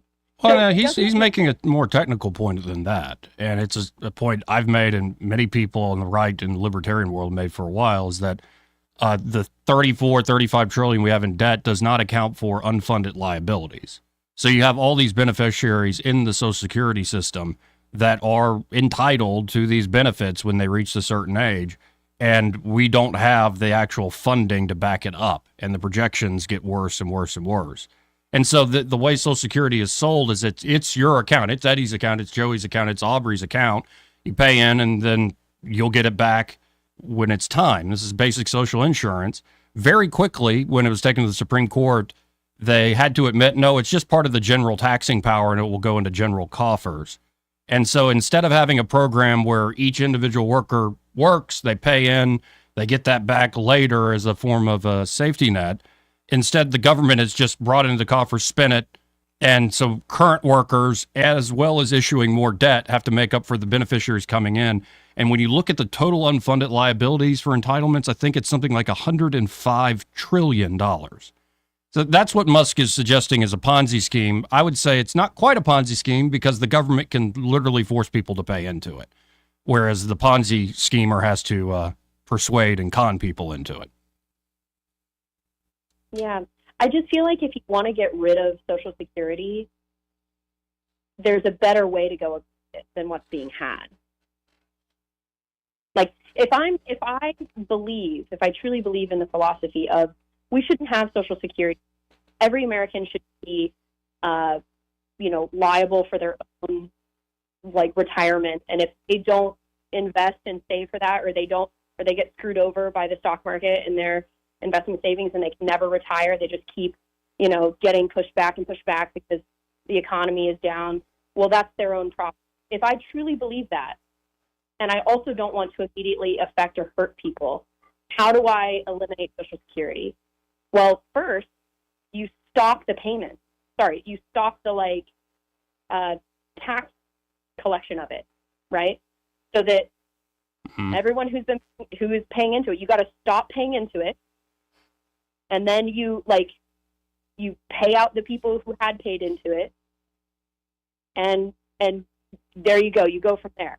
But that's not the way that they're going about it. Yeah, but I don't think actually ending or even reforming Social Security is on the table.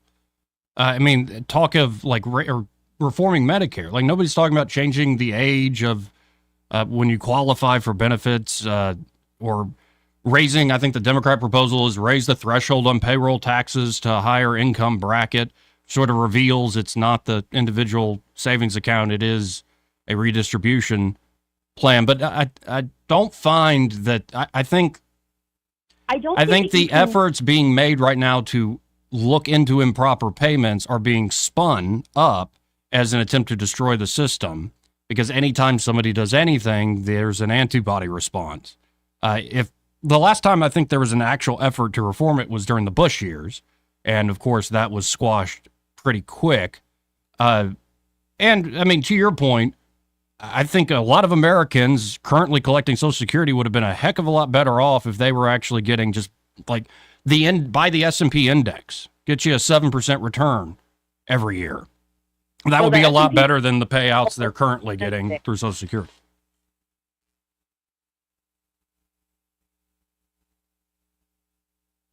Say that again? I said the S&P is down like almost 2% today. Right, but you have to think of this in terms of decades. What's the return of the S&P from, say, 1970 to 2025? But the idea of making your entire retirement dependent on the stock market means that if the stock market collapses, which it does every, so many years, we experience recessions, it means that it pushes back that retirement for people by 5, 6 plus years. That's not a reliable system. Like, I think Social Security reform there are ways to account for short-term downswings. But the point is, why aren't we using this money to actually gain value for the people that need it the most when they retire? As opposed to now it just gets spent. It's sort of, when they balanced the budget, I think in the late 90s with Gingrich in the Congress and Clinton, all that, they technically balanced, but it was a little bit of a fudge job in the sense that they borrowed from the Social Security Trust Fund to make it balance. So I think at the end of the day, I don't see the actual change of Social Security. I think it's propaganda. I think the Democrats realize, these guys actually have put teeth in the tiger. They're actually going to go for this and do the thing we were saying 14 years ago we would do. And it makes them look bad. So they're going to say, we're throwing Granny off a cliff. And again, I've seen this several cycles now. Even when Republicans weren't even playing ball hard, they were saying this stuff. So I just kind of shrug my shoulders at it. I mean, my wife's a doctor, and she does telepsychiatry for patients in Montana because, Montana is such a sparsely populated state. You can't get doctors to live in every town. So they depend now on telehealth services so that people can actually see doctors and get prescriptions and stuff. And the vast majority of her Montana patients are on Medicaid. And Montana is a deeply red state. It's not a big state, obviously, but all of those people are genuinely scared of Medicaid getting cut. And I really don't see this idea of the thing is if you want to cut $1 trillion from the budget, then you are going to have to cut into Social Security and Medicaid. You're going to have to do that. You can't cut $1 trillion without doing that.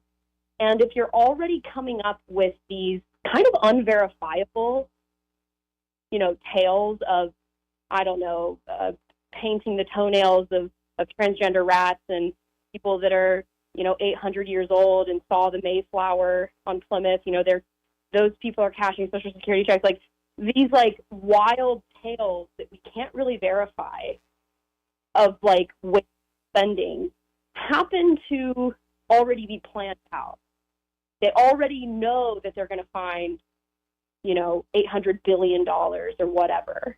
I think the initial, before they got in there and were able to look at the systems, Musk was hoping to $2 trillion. Once he started actually looking at the system, former government reports, and to your point about verification, a lot of those USAID contracts can be verified. But when you look at the problem with Social Security, to Musk's point, is that they're not up to basic corporate accounting standards. That if a chief financial officer of a major corporation was running his accounts where It doesn't show who you sent it to. It doesn't show what reason you sent it to. It's just blank. It just went out the door. If you can't verify it, say a corporate CFO would be in prison for that. And you're now talking about a program that's giving out trillions. Like there needs to be basic accounting. There needs to be a basic look at the way this government has been operating for too long. But I always appreciate the call, Aubrey. I got to run. Thank you. 272-9228. That's 334-272-9228. Well, no, and I appreciate Aubrey's calls. This gives us an opportunity to kick around the different ideas that are out there. I've just, like I said to her, and you've seen it too, Eddie. Like anytime anybody wants to do something, you go to, it's the classic go scare old people tactic. I've been doing it my whole life. Yes. I remember when I fell for it. Oh, you fell for it? When I was young, yeah. I was like, hey. And then somebody quickly said, hey, if you go back in time, they did it here.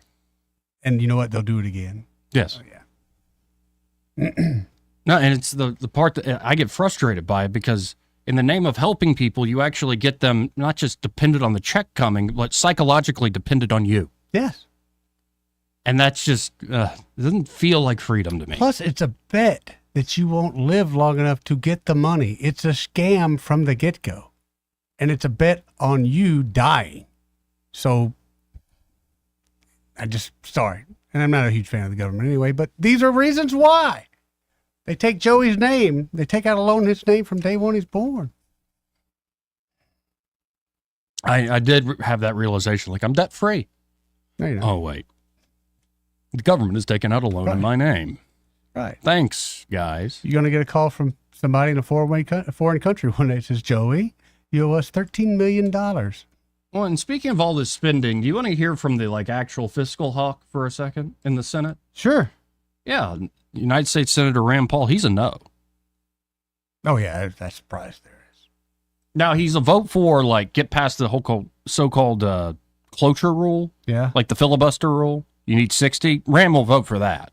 Okay. He'll vote. Yeah. To let it advance.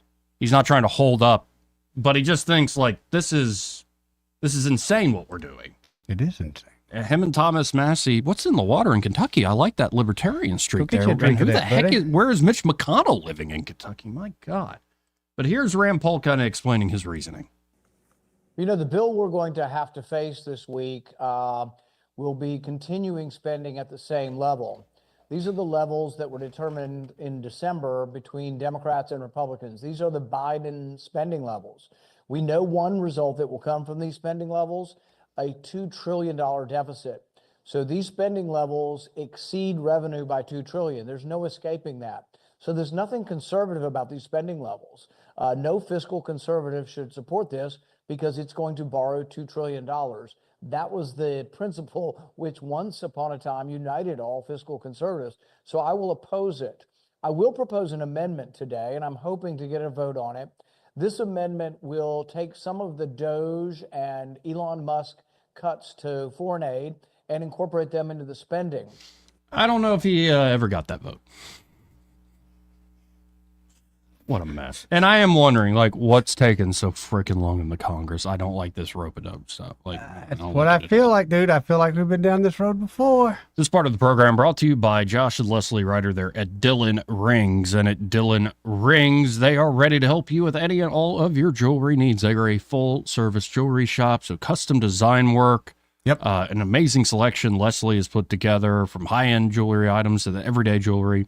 Of course, they're celebrating Josh's birthday with 50% off on 50% of the store. That's so cool. I believe to the end of the month. Yep, so to the end of the month. Y'all go by there, 119 Brown Springs Road. And I'm looking at Dillon Rings on Instagram. Yeah. Did you know that Dillon Rings offers a lifetime battery card program? Really? What is that? Buy the card. Yeah. The lifetime battery card at Dillon Rings and never buy another battery for that watch ever again. I like that. Prices start at just $45 depending on the type of watch back. And you got to present the card if you want the free battery going forward. But that's just a great way of I know, sometimes batteries wear out, things wear out. Also, it's a pain to change one. I couldn't do it. Right.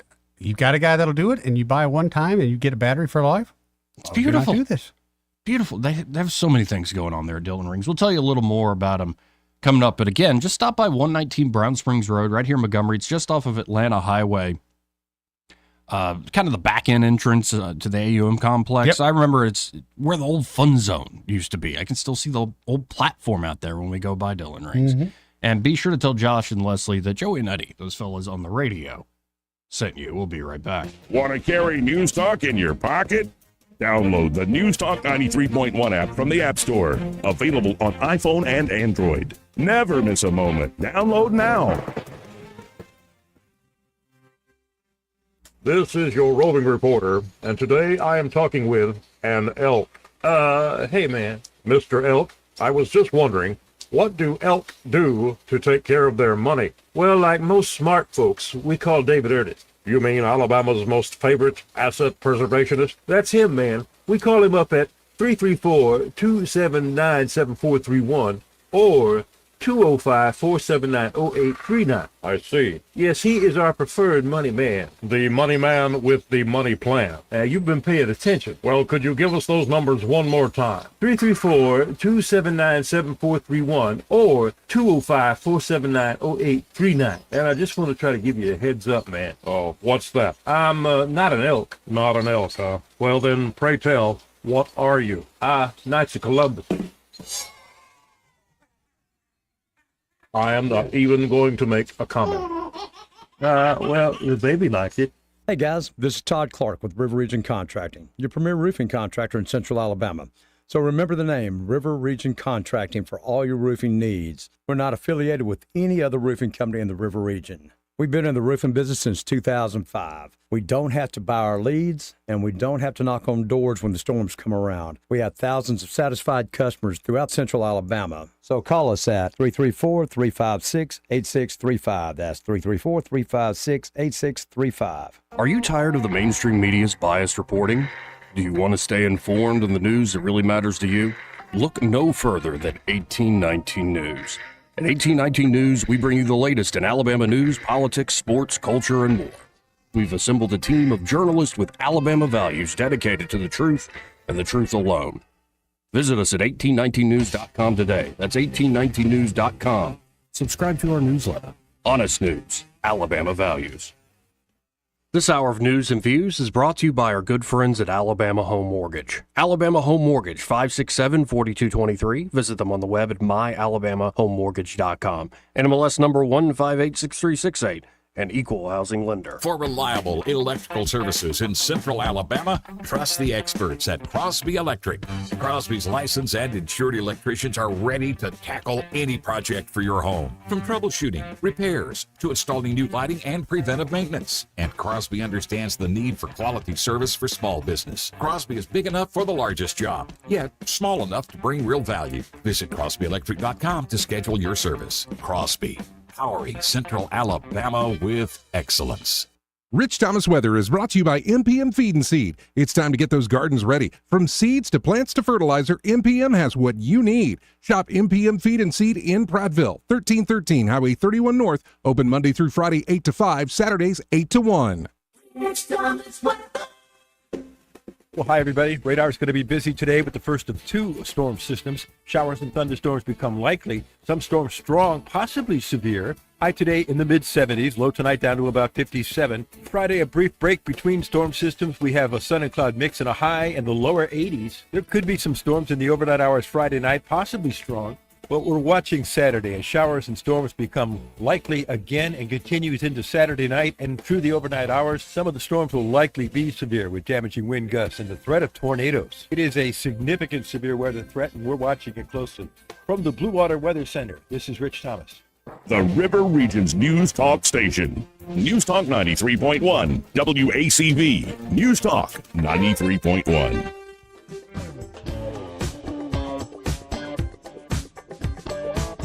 Joey Clark. Welcome back.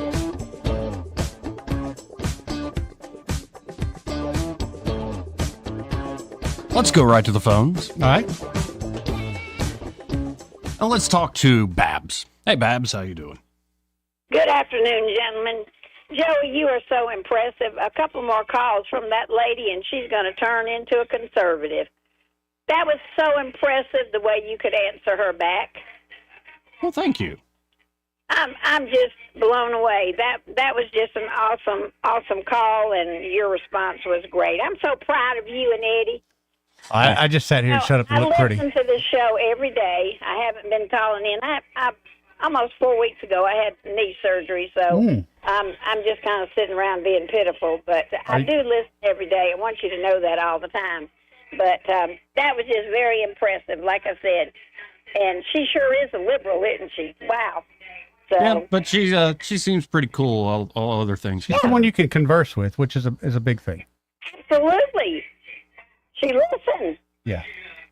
So, like I said, a few more calls from her, she'd love to turn into a real conservative.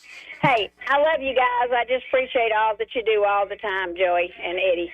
Y'all have a great rest of the day. Thanks a lot. Thank you, Babs. 272-9228. Line 3. You're on there. Who's this? Hey, this is Kilroy. Hey, Kilroy. I want to, I get all my news from 93.1, and I haven't heard any update on this big, beautiful bill that Congress is supposed to pass, with the overtime stuff, all kinds of things in it. So my question is, what's Congress actually doing? Right now? Yeah, I mean, is it just deadlocked all the time? Because I've long said... At this point, what's happening is they only funded the government till a certain day here in March. Coming up quick. Coming up this weekend. So they have to have a bill to fund the government, and they're calling it a stopgap continuing resolution with some cuts in discretionary and a raise in money for defense spending. So, but on that, it gets you a little bit of a cut, but it's essentially the same levels that were passed out of the Congress as Biden was in his lame duck session on the way out the door. So the argument goes, well, we need more time to really hash out getting the entire tax cut package Trump wants together, getting the energy policy wants together, yada, yada, yada. So let's just pass this that gives us funding till September. Mm-hmm. So we have time to maybe pass the tax package in July. That's what they're saying. Rand Paul and Massey are saying, but y'all are staying at the same levels. Right. Like, what are you Nothing's doing? changing. What are you doing? Yeah, it just feels like more of the same and kicking the can down the road. Mm-hmm. And no matter who's the president, Trump, Biden, Obama, but whoever, I'm like everybody's mad at the president. Congress has been the problem my whole lifetime. Like, I don't know. It's just frustrating. No matter who's the president, it's the same thing coming out of Congress, kicking the can down the road. We're not going to vote on the bills that the people mandated, during the election to do. It's just frustrating. It is. Oh, it's very frustrating. I'm a little disappointed thinking this should have been done fast, really fast, but good luck trying to get those jokers to move. And I don't know why we expected anything different. They're going to kick the can. They're going to re-vote later this month. They're going to do it in April. They're going to do it in July. And then 4 years will be up and we'll elect a new president. That's what the Democrats want. Yep, that's exactly what they want. He's not even in control of Congress, but so will. Yeah, Schumer's introduced his Congress own. Will still do nothing. Yeah, Schumer's introduced his own continuing resolution that would fund the government not to September, but for another 30 days. So we can fight again? Yeah. It's just, we'll see. I think the White House is kind of like, okay, shut it down. It's on you. And I suspect, I went over this earlier, because in a shutdown, the Office of Management and Budget has the discretion under the president to define who is essential. Mm-hmm. I have a feeling they're going to have a very narrow definition of who is essential. More narrow than it's ever been in any government shutdown before. I suspect that's coming. Maybe just the military, and then let's let things get bad for a while, and maybe they'll all decide to make it better. We shall see. But I appreciate it, Kilroy. Dessert. See you, Kilroy. And as we were talking, this hour, this came out. Hopefully, there's a translator because I think that's Putin, right? That is a Putin. That is Vladimir himself. Mm-hmm. Let's listen into this. We agree with the propositions to stop hostilities, but we proceed from the fact that such ceasefire should be such that would lead to a permanent peace and remove the initial, original causes of the crisis. Well, that'll be hashed What's out he in the talking back about? room. What's he talking about? So it sounds like Putin just agreed to the ceasefire. Yeah. But he's like, we hope it just leads to the, Right. you know. Well, tough negotiations ahead. It does look like the Russians are going to come to the table at least. If you get both sides, Ukrainians and Russians, to hold the ceasefire. Yep, that's going to be the tough one. Then the real get together and hash this out begins. It's going to be tough because, you know, there are people on both sides that want war. Oh, yeah. All three sides, all 8 sides. Oh, yes. So that's going to be the the most annoying are the Europeans. I'm sorry. Eurotrash. They're they're gung ho. And it's like, why don't y'all do it yourselves? That's why they're going. Right. And I can kind of get why a lot of Ukrainians, a lot of Russians want to keep going because it's like, Sure. my buddy died. My Right. friend died. Like, yeah, I get it. You invaded my country. When's the last Like, time the Europeans were able to do something on their own? I'll wait. Right. I'm still waiting. No, but that's great news. As far as I'm concerned, I think it's great news to get this war ended. At least get us Sure. on the path to that. No guarantees. We shall see. I'm also very hopeful that it will work out in the Middle East. There's a lot of bluster. There's a lot of threats being made. Everybody accusing everybody else, is always going to happen. The most likely outcome is that Israel and Hamas and the Palestinians all just go back to fighting each other because it's been happening for 80 years. But it doesn't have to be that way. No, it doesn't have to be, but. So try a different approach and maybe it'll work. If not, well, I hate to say guess what's it's the worst war. that'll happen, but we already know what's going to happen. 272-9228. That's 334-272-9228. Hey, did you see how much money that Massey brought in since Trump threatened that? $261,000. Oh, yeah. Thomas Massey's going to be just fine. Hey, can I just do a palate cleanser here? Please. The headline from Sky News.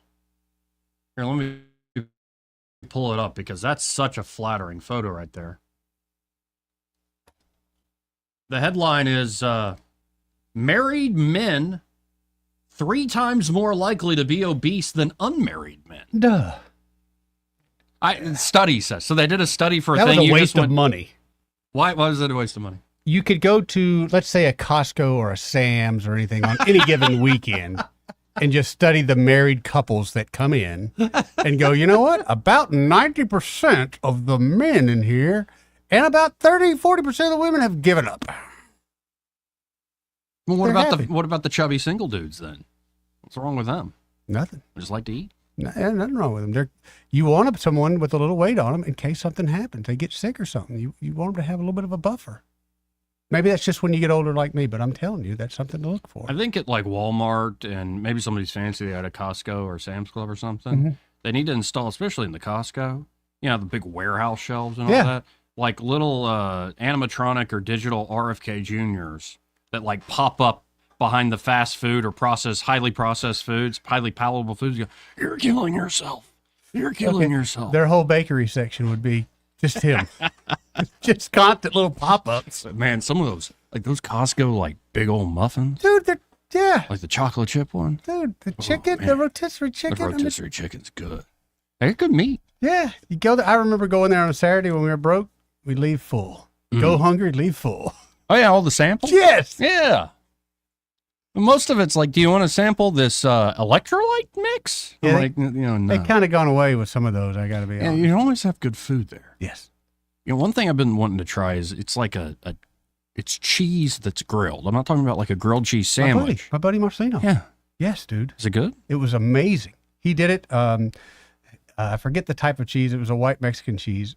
And then he did a jalapeno as well. Man, Joey, that was amazing. We got to go to his place. You mean Craig. Whenever y'all ready. Okay. But being married triples the risk of men becoming obese. So if your wife is nagging you for being fat, it's like, well, I married you. You probably shouldn't say that. But it's true. Science says I'm fat because I married you. Oh, I don't think it's more because I got married and I don't have to try as hard. The chance of piling on the pounds increase for both sexes after marriage. So, ladies, you can give it back to your fella, too. You both go, you know what? We're good. We're in a comfortable place.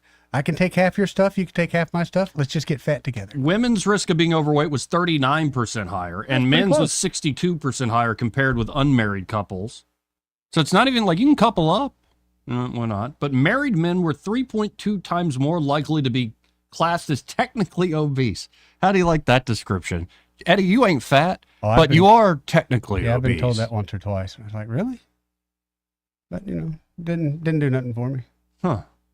But what's the first thing men and women both do when they're getting a divorce or separation? They start losing weight. It's like the first thing they do.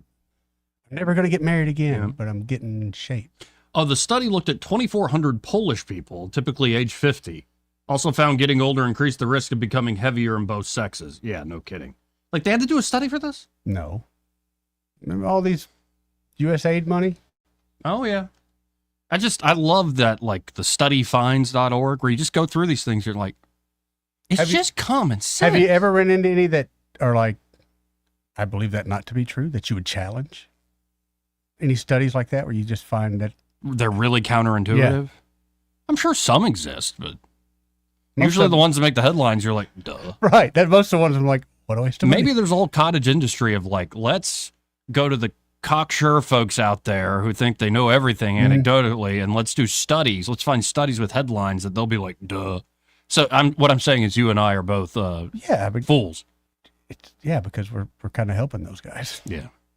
Well, they're getting paid to do studies. Exactly. Everybody already knows the outcome of. This part of the program, in fact, the entire hour, brought to you by Alabama Home Mortgage. And they're at Alabama Home Mortgage. Kim Williams and Madeline Cannon are ready to help you. You've worked with them many a time, right? I sure do, man. I love me some Madeline and Kim, some of the best people out there. In fact, this morning, one of the listing appointments we were on, people were talking about going VA. And I asked them immediately, what type of lender do you have already? And they said, well, we were thinking about going with, I won't give their bank's name, but a bank. And I said, you know what? I've got somebody better. I've got somebody that specializes in veteran lending. I believe they're on the phone with them probably right now as we speak. Love it. Yeah. So whether you're a first-time home buyer, maybe it's not your first rodeo, but you're looking for a great local team that you can trust, or it could be you're a veteran out there looking for a refinance deal. And you don't have to be a veteran, to get a refinance deal. No, not at all. But recently, as somebody who's a veteran that listens to the show, they saved that veteran $400 a month. $400 a month. And the turnaround time's amazing. You can get on your financial feet, better footing, in 2 weeks. Wow. If that. The average 16 days, so sometimes it's 12 days. It's pretty amazing what they can do for folks. It all begins with a conversation, though. Whether you're looking to buy or refinance that home, call 567-4223. That's 567-4223, or you can apply online at myalabamahomemortgage.com. There is a difference in mortgage companies. Let Kim and Madeline prove that to you today. NMLS number 1586368, an equal housing lender. Jeff Deist will be joining us a little after the 2 o'clock hour. Look forward to a regular weekly visit with him. He may not know whether he's coming or going, but whether you're going to work or coming home, Greg Budell is there. Mornings 6 till 9 and afternoons 3 till 6. Only on News Talk 93.1 FM WACV. Since 1966, Alabama Sheriff's Youth Ranches has been more than just a place to stay. It's been a place to belong. For children facing hardships through no fault of their own, our ranches provide more than shelter. We offer a warm home, a loving family, and a future filled with hope. With open arms, we welcome these young hearts, giving them the love, structure, and guidance they need to heal, grow, and thrive in a warm Christian environment. Together, we can give Alabama's children the chance they deserve, a chance to dream, to succeed, and to feel truly cherished. Every donation stays within Alabama, directly impacting the lives of the children who need it most. Join us in making a difference. Visit AlabamaSheriff'sYouthRanches.org. Follow us on Facebook and Instagram, and download our app from your app store. We'd be honored to have you as a part of our mission to lift up Alabama's youth. And remember this, it's easier to build boys and girls than to repair men and women.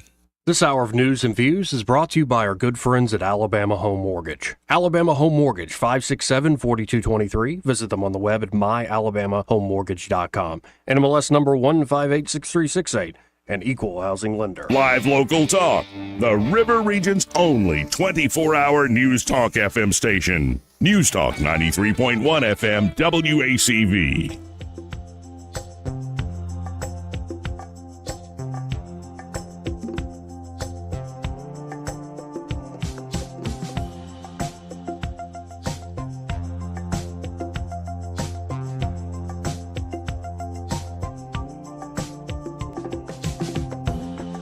This is a Trump country. We live in the Southeast. We drink sweet tea. We don't drink socialist Kool-Aid. Joey Clark. Welcome back to the program. I'm your host, Joey Clark. Again, Jeff Dice, former chief of staff for Ron Paul, joining us soon. Look forward to talking to him. And Eddie Bader is still here. How you doing, Eddie? Hi. And now joining us, she's here early in Montgomery. Yes. Pamela Dubuque. Hi. Hello, Pamela. How are Good you? to see you. Good. How's it going? All right. Oh, we're doing all right. Carrying on like the wayward sons we are. Hey, Kansas, classic rock. You okay? All good. All good. All good in the hood? All good. All skate. All skate. So it looks like peace is breaking out? Peace? Throughout the world, Joey? Actual peace? I mean, we'll see.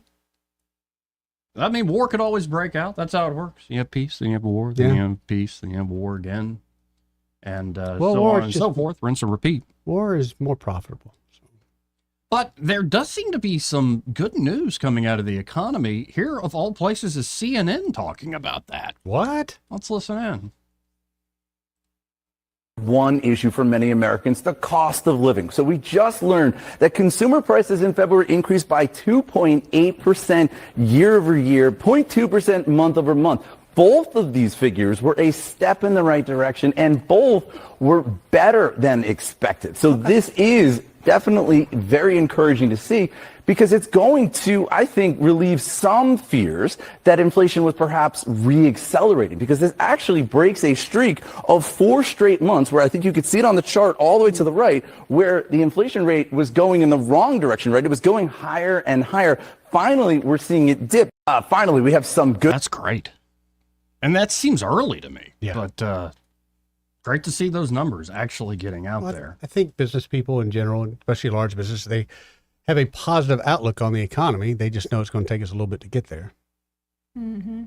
And it's a lot of us been holding on for 4 years, so we can wait another week or two. 272-9228. Let's go to line 1. You're right. there. Who's this? Hey, guys. Hey, Robert.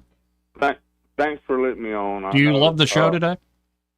I do love the show. All right. And you had the best question one- for the mayor yesterday, too, Robert, by the way. You won. Really? I did? Yes. I didn't even know there was a contest. I'm telling you, you were the best. What I wanted to say is I do love your show, and I do love your callers. They're all making great points.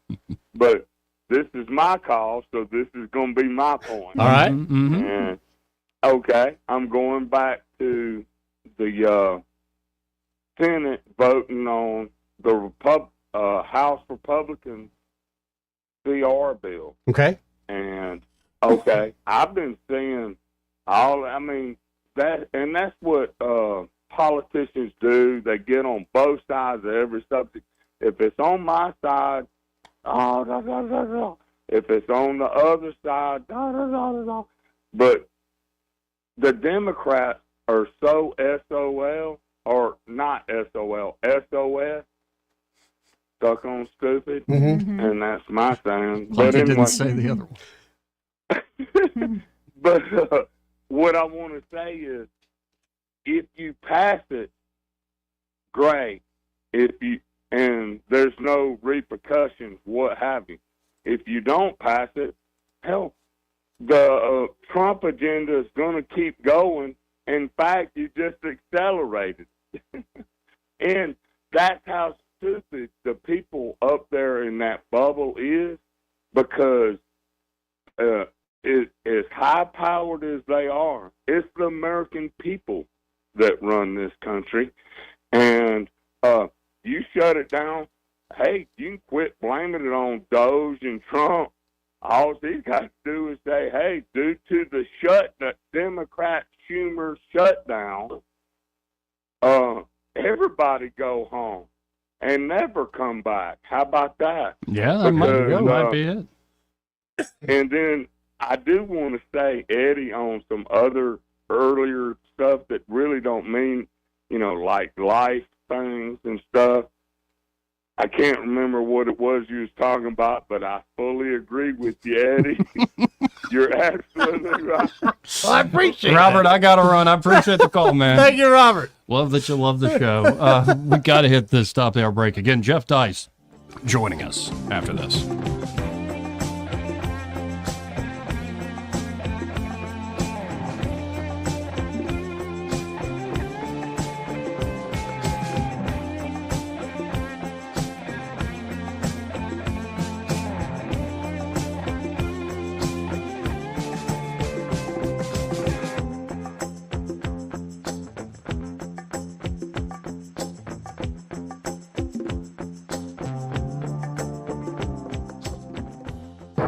Broadcasting from the Riverside Chevrolet Master Control Center, this is WACV Cusana, News Talk 93.1 FM. When it's Chevy, it's Riverside. With SRN News, I'm John Scott. The House passed legislation to avert a partial government shutdown and fund federal agencies through September. The measure now before the Senate, where bipartisan support will be needed to get it over the finish line. The average rate on a 30-year mortgage in the U.S. edged higher this week, ending a 7-week slide. It helped ease borrowing costs for home shoppers just in time for the spring home buying season. The average rate up to 6.65% from 6.63% last week, according to mortgage buyer Freddie Mac. The Tampa Bay Rays have withdrawn from a $1.3 billion ballpark project in St. Petersburg, citing hurricanes and delays that will likely drive up that proposal's cost. Stocks sharply lower, the Dow dropping 500 points. This is SRN News. Hi, it's Mike Gallagher. I've been thinking, why does it feel like losing weight is harder than ever before? With mixed messages, fad diets, the quick fix injections, even magic coffee. I mean, it's overwhelming. Most people are exhausted trying to fight a battle they cannot win. If you feel this way, trust me, you're not alone. I used to feel that way too. But let me tell you, it's not your fault. Your body is working against you, and the longer you wait, the harder it gets. Do what I did. I called PhD Weight Loss and Nutrition 3 years ago. I lost 53 pounds. I feel terrific, and I've kept the weight off. Make the phone call that can change your life the way it has changed mine. They won't let you fail. Call 855-696-2020. That's 855-696-2020 to schedule your consultation. The first 11 callers who mentioned the word healthy will get 2 free weeks added to their weight loss package. Call now, 855-696-2020. Mention the keyword healthy to get 2 free weeks. Or visit them at myphdweightloss.com, myphdweightloss.com. Rich Thomas Weather, brought to you by Wiley Sanders Truck Lines. Hiring experienced truck drivers right now. They offer Blue Cross Blue Shield, 401k, and per diem. They've been in business since 1959, and they're still growing strong. Call recruiting now at 855-777-9785. Wiley Sanders Truck Lines.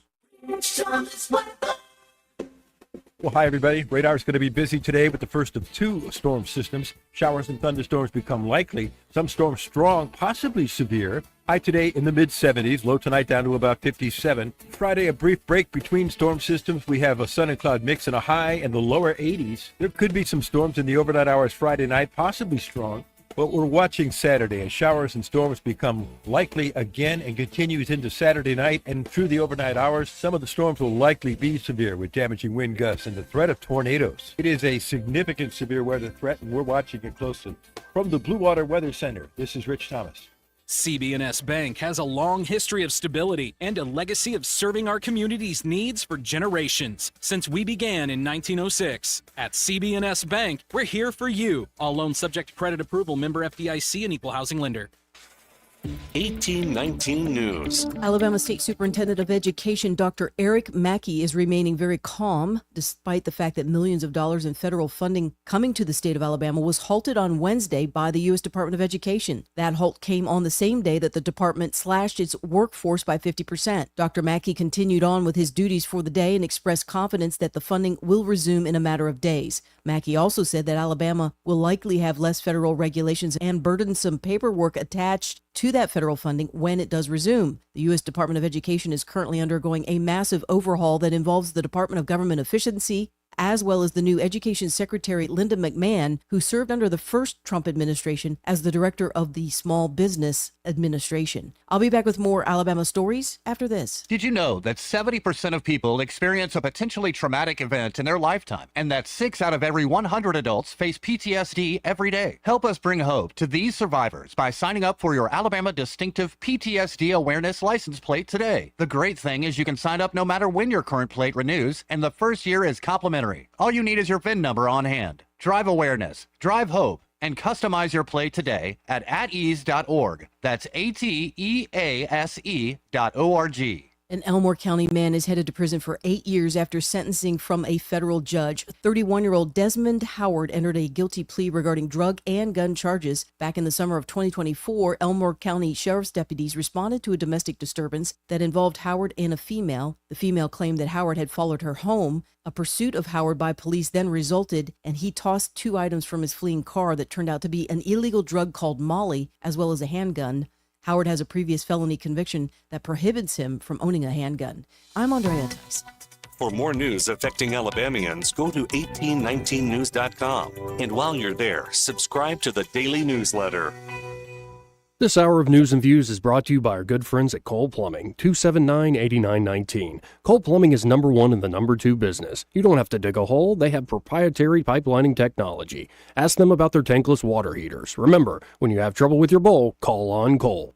The views and opinions of the following program are solely those of the host and other contributors. These do not necessarily represent those of Liberty Acquisitions 825, Blue Water Broadcasting, its management, staff, or any advertisers.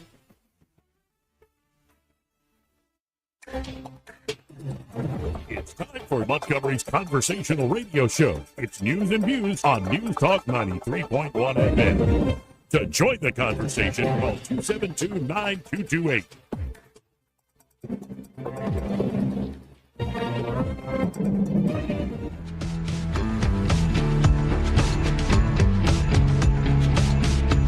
Fat broads and horse-faced lesbians. Shut up, silly woman. Joey Clark. Welcome back into the program. Now, as promised, folks, let's bring on to the show here the one, the only Jeff Deist. He's the former chief of staff for Congressman Ron Paul and also president of the Mises Institute for a while now with Monetary Metals. Jeff, how you doing today, sir? Joey, Eddie, good to talk to you guys. Hey, bro. Yeah, good to see you. And because my mind has been on this since yesterday and what I wrote about this week, I'm almost wondering, like, how do you think, because we're about to, in this area, celebrate or commemorate the 60th anniversary, I believe, of the Selma to Montgomery March. Beyond just the particular history here in the city, from your reading of the 20th century, how does that play into the larger progressive, let's say, myth-making? How does it affect the modern-day progressive movement, you think? Well, it's part and parcel of it. I mean, I think modern progressivism, the 60s are the linchpin, right? That's when history started. Until the Civil Rights era, there was no America. Unfortunately, I don't know if either of you have been to Selma recently.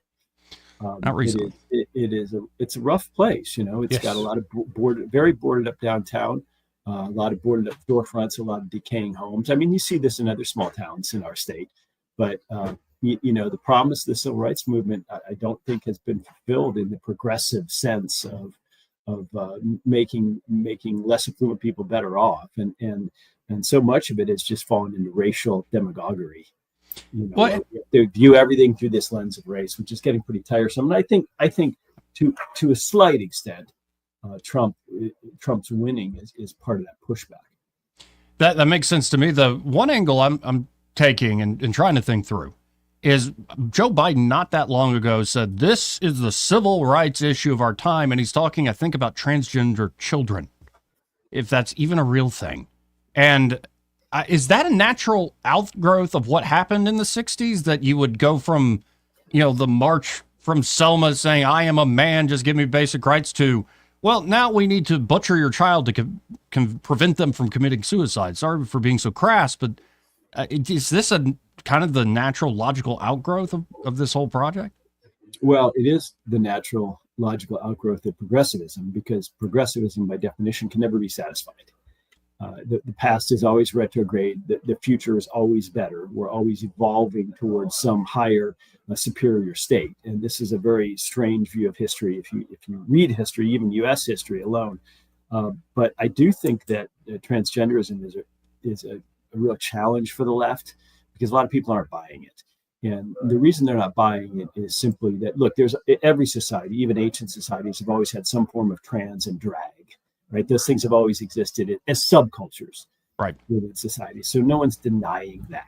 But this idea that it needs to be part of day-to-day life, and in much the same way that gay marriage became part of day-to-day life, the problem is that, of course, is that the civil rights era was based on immutable characteristics.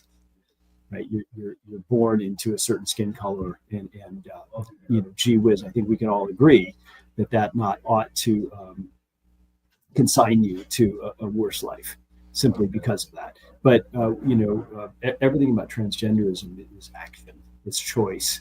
I know that some activists might deny that, but that's my strong belief. And so I know that a lot of people would like to have LGB without the T, and that's a real friction point on the left.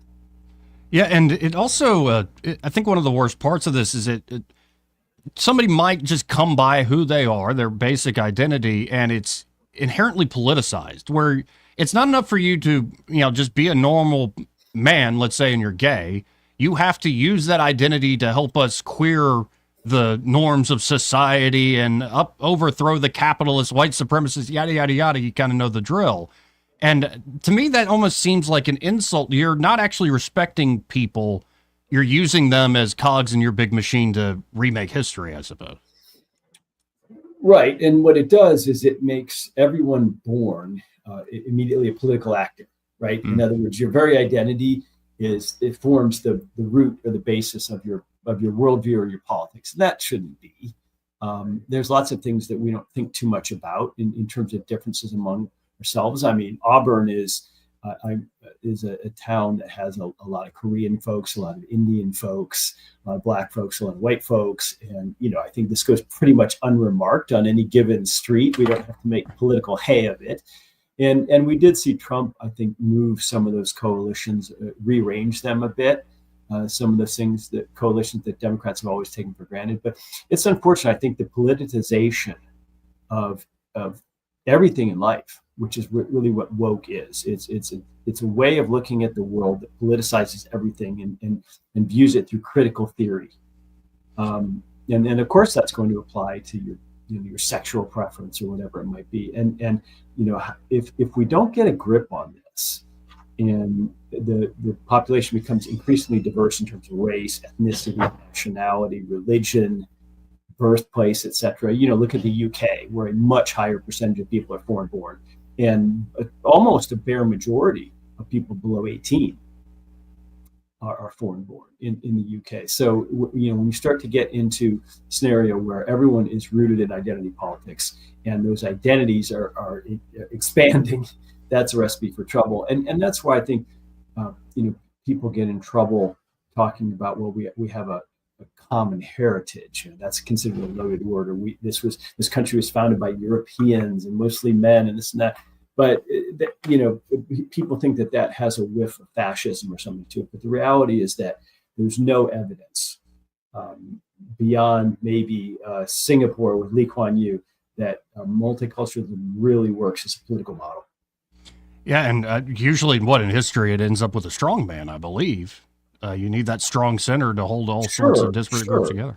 Yeah, I mean, you look at the former Iraq, which was really three countries that the British cobbled together, and it took someone like a Saddam Hussein to run herd over, Shia versus Sunni factions. If you look at former Yugoslavia, which is now 6 or 7 countries, I forget. But Tito was a pretty brutal authoritarian, and that's that works in a certain sense. You have a country, it is governed, but it doesn't work in terms of human happiness. And I worry a lot about America breaking up over all of these rifts, and it's not something that we like to think about or entertain, but seems to be happening naturally. It really does. And I mean, I look back and I know it was a popular phrase for a while, repeal the 20th century. And the whole, say, social cultural revolutions are one aspect of it.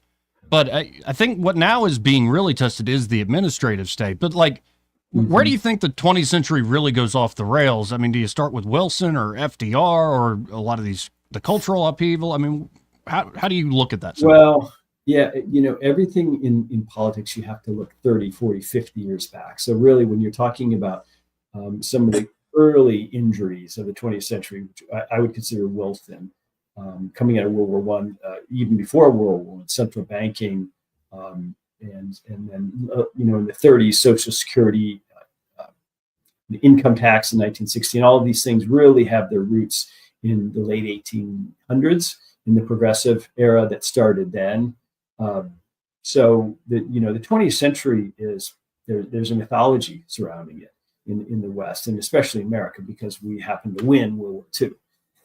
And so we have this post-war consensus that is a narrative about, well, everybody agrees on certain sort of liberal governance, and that America will be the hegemon, and we need it to be to fight the Cold War, and all of these other things that were articles of faith, especially, and still are, I would argue, amongst baby boomers, are starting to be punctured in terms of people questioning them for the first time. And so I think, rethinking the 20th century as some sort of liberal triumph for America is verboten, right? That's considered settled science. But the more we look at it, the more we realize that doing things like creating a central bank, creating an income tax, creating a vast social security system, creating a vast entitlement system, from the New Deal, starting with ag and then through Johnson and the Great Society, going off the gold standard, getting involved in intractable wars in Korea and Vietnam, which sort of presaged Iraq and Afghanistan,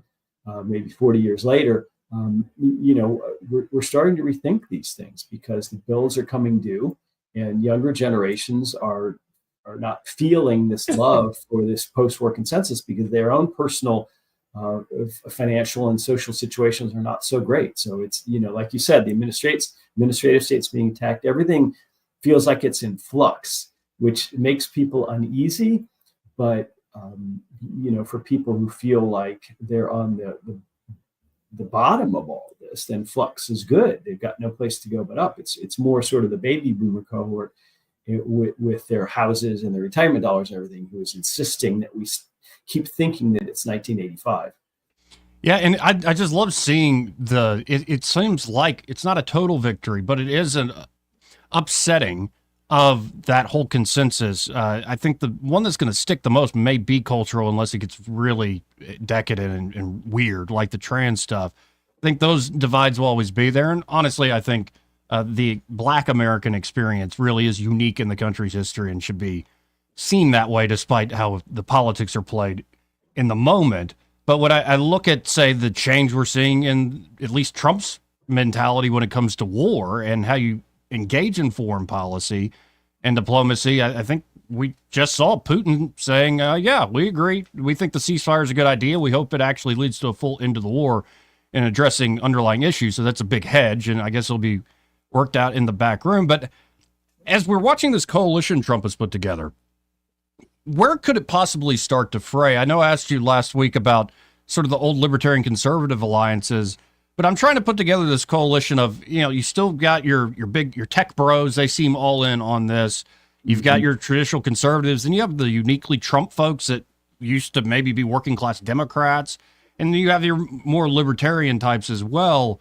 I'm wondering what might start causing divisions within that group. And I left out the old and tired. Well, sometimes they're not that old; they're young. Kind of the inside players in Washington D.C. But where do you see this possibly start to fray? Well, that's just it. There's so many places, so many points of contact where this could fray it, because the coalition is pretty tenuous. It's at any given point 51-49 or something like that. It's not 60-40 or 70-30. Right. Let's recall that for starters. And then you look at, we just heard today from the education secretary in Alabama that some federal funds are not coming. Well, that's kind of what Alabama voted for, right? But nobody wants to see their own ox score. So yeah, I mean, the entrenched financial interests in all the various agencies and all these NGOs and nonprofits, I mean, those are enormous potential points. And of course, foreign policy. I mean, this is where Trump's really going to be tested. He did indeed run on, among other things, trying to end this conflict in Ukraine. First and foremost, because a lot of Ukrainian and Russian kids are getting killed. But beyond that, a lot of U.S. dollars are being spent. And I think he was right to run on that. And now that he's actually trying to do it, I heard a Republican congressman from Nebraska on the radio this morning. And he was saying, well, I agree with President Trump that we need a deal, but, and then he proceeded to list, as a typical neocon, all these ways we couldn't have a deal. Russia can't take any of the territory. They have to repay Ukraine. Ukraine has to be allowed to join NATO. And it's sort of like, well, no, you're not for a deal, because those things are simply non-starters from the Russian perspective, and it's a war that's not ours. And imagine some country trying to litigate the outcome of our negotiations with Germany and the Soviet Union at the end of World War II, right? We would resent that. We'd say, wait a minute, we won. So I think the Russians are seeing it that way. I mean, there's a lot of history there. There's longstanding ethnic Russian regions in Ukraine. Some of that was kind of imposed by the Russians sending their own people in there long ago. And so it's not a pleasant story. But the idea that America should set the terms for a peace deal between Ukraine and Russia in and of itself is the kind of thing that Trump just can't win. It's a no-win situation. Look, some neocon congressman from his own party is basically undermining him. So, imagine you take, that flows out to the entire public. Well, and then, shifting down the map a little bit, when I look at Israel and Gaza and the larger question there in that region, I think I'm at this point where I worry that in the name of human rights, or like, let's get the two-state solution, that we're now, 80 years later, and how many wars and how many people have died with this? Israel gets more land, the Palestinians get more money out of every peace deal, and then we're back to fighting again. I think the most likely outcome is there's going to be more fighting, but at least it seems like Trump is trying to take the flip the table approach to getting everybody in the region to actually move on this instead of going back into their usual roles. I'm hoping for the unlikely outcome, I suppose. Yeah, I don't think there's been any movement this big since, 70s, Camp David, Carter, perhaps.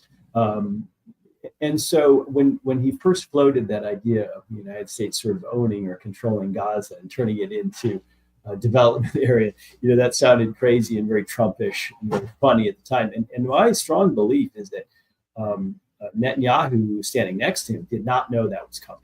Right. I mean, if you go back and watch that press conference, I honestly believe Netanyahu was unprepared for that, which is crazy if you think about it. But nonetheless, as crazy as it sounded, I was speaking to a friend that night, and he said, well, could it possibly be any worse than what they've got now? Which I thought was a really interesting comment. And Trump does have that deal within him. He does have that desire to, bring things together and make a deal. And so, nobody seems to have an answer, and we unfortunately have to try to find an answer, because we, the U.S. and our dollars are knee deep in everything that happens in Gaza. That's just the truth. Well, and I think Netanyahu's got a lot of, say, domestic problems. I think in the Jerusalem Post, it came out last week. There are a lot who thought it before the war, but I think folks from the intelligence Shin Bet there in Israel, like, oh yeah, there are plenty of warnings. In fact, all sorts of tripwires were, and nobody responded. You were asleep at the wheel here. Pretty crazy. His polling is not great. in Israel, and he's been around a long time. He's been out of office and then come back, so he's Trump-like figure in that sense. But we cannot believe that everything we read in the Western media about Israel actually reflects Israeli sentiment, not just the Palestinians, who are generally portrayed as sort of the underdog here. Let's be honest. Yeah. But don't think that we shouldn't think that all the Israelis themselves are on board with this aggressive posture towards Hamas or towards the Palestinians more broadly, because they're the ones who have to live with the constant threat of something happening, and like we saw a couple of Octobers ago. Yeah, and I'm also, I know there are some neoconservatives celebrating the fall of Assad, and you see, I think just the other day, it was over 1,000 people killed by the current bin Ladenite head choppers there running Syria. And if something flares up again there, or God forbid, Trump actually goes ahead with a major strike on Iran, I would see that as, okay, that would fray me from the coalition. And I think that's the sort of worst case scenario for the old regime we should be taking down and just doing away with, putting in the dustbin of history. I think that's a great way for the current entrenched interests to, keep their entrenchment, to stay put exactly where they are. Well, let's not forget that every moment, every dollar, all the energy and time, and maybe even soldiers spent worrying about things abroad is not America first, right? Trump was clearly elected by a populace that had war fatigue and is worried about what they see as a decaying infrastructure and economy at home. So if you want to throw all that out the window simply to appease the neocon wing of your own party, I think you're making a big mistake. Oh, we'll see where it goes. Well, I always appreciate your time, Jeff. If folks want to check out what you're up to, how can they do so?